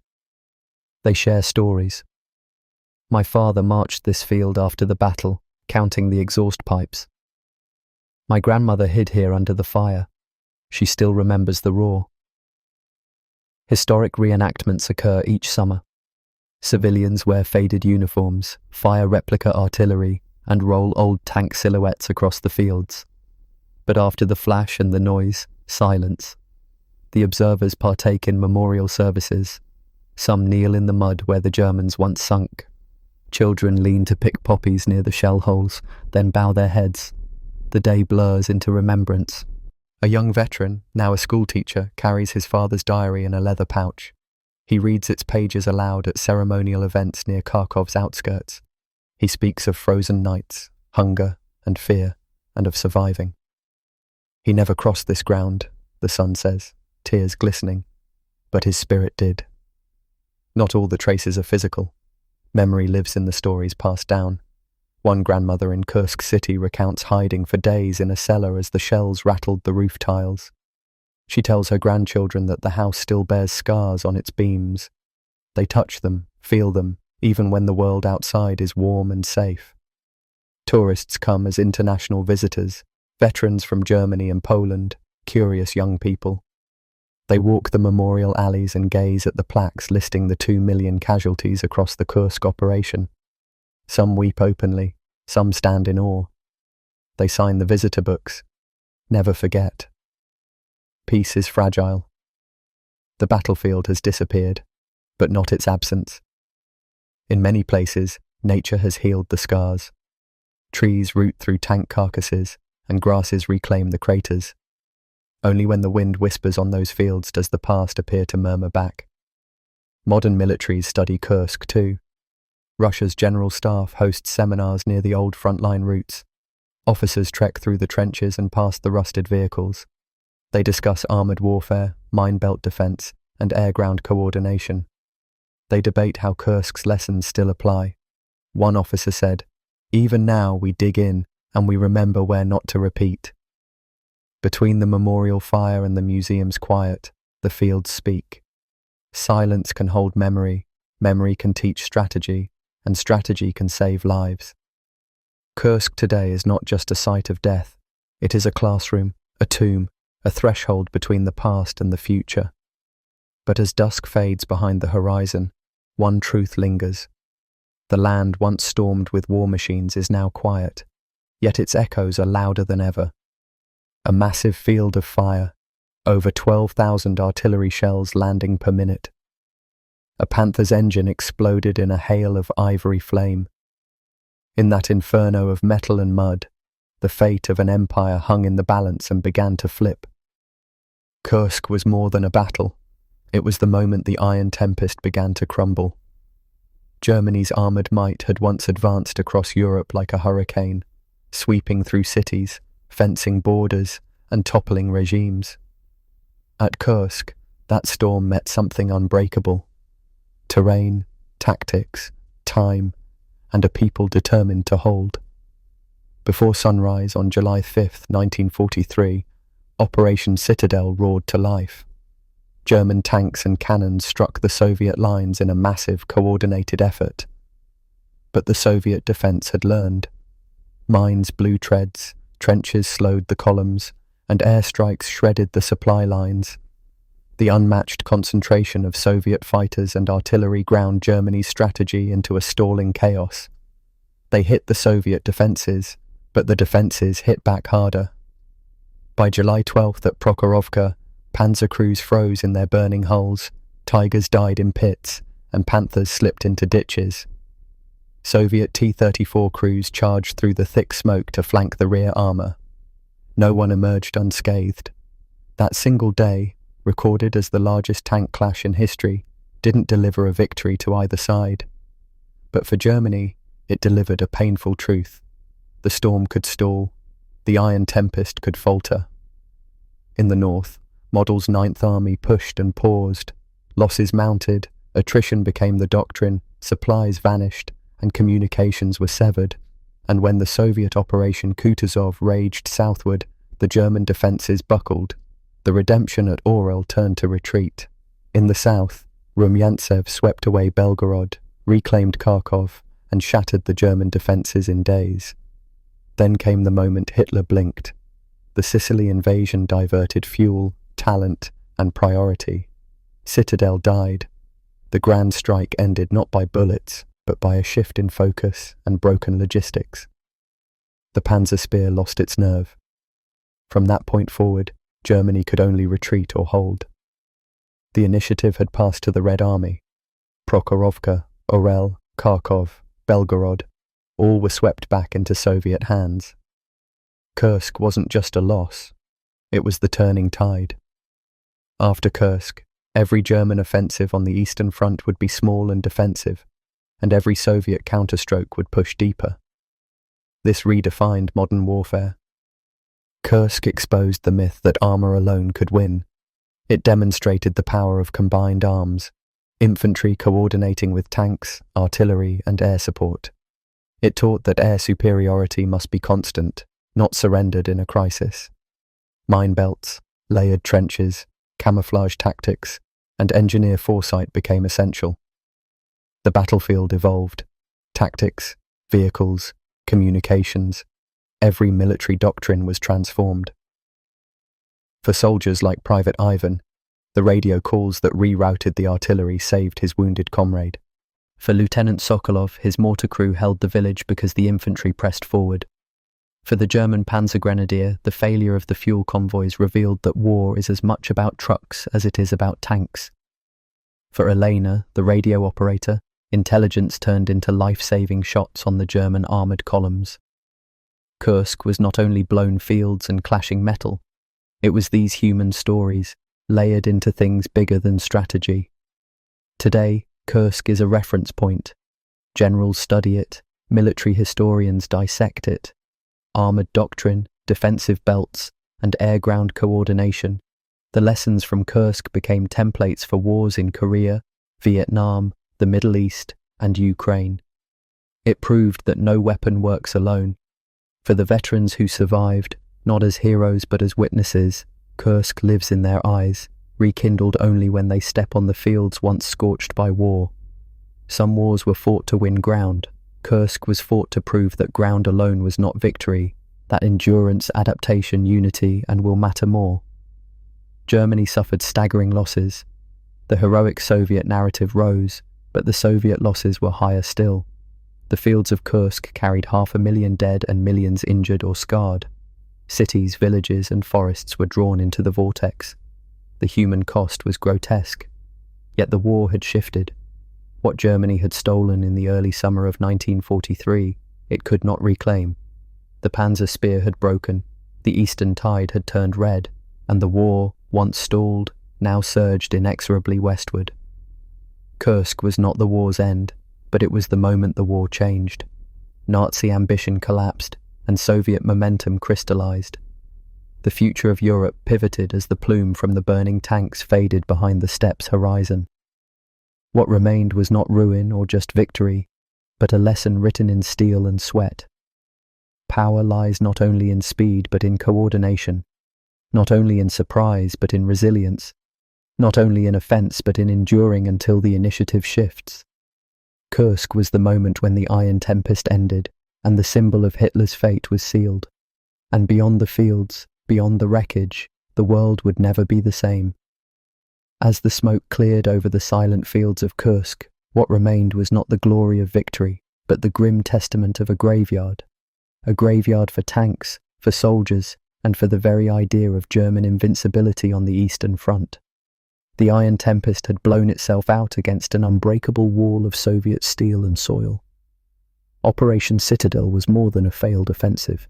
It was the breaking of the Wehrmacht's spine. Here, in the mud and minefields, Germany lost not only a generation of its finest soldiers and the bulk of its armoured strength, but something far more critical: the initiative. From this moment forward, the war in the East would no longer be a story of German advances, but of a long, bloody, and inexorable retreat. The road from Kursk led directly to Berlin. The momentum gained by the Red Army in that brutal summer of 1943 became an unstoppable tide that would sweep across Ukraine, through Poland, and crash upon the ruins of the Reich Chancellery 2 years later. The battle was the fulcrum upon which the entire war turned, proving that blitzkrieg could be bled dry by a defence in depth, and that industrial might, when paired with an iron will, could overcome even the most feared war machine. The roar of the engines has long since faded, and wildflowers now grow where panzers burned. But the lesson of Kursk echoes through history, a stark reminder that the grandest gambles are often paid for in blood, and that the most powerful storm must eventually break against a wall of human resolve. The battle was over, but the war's final brutal chapter had just begun.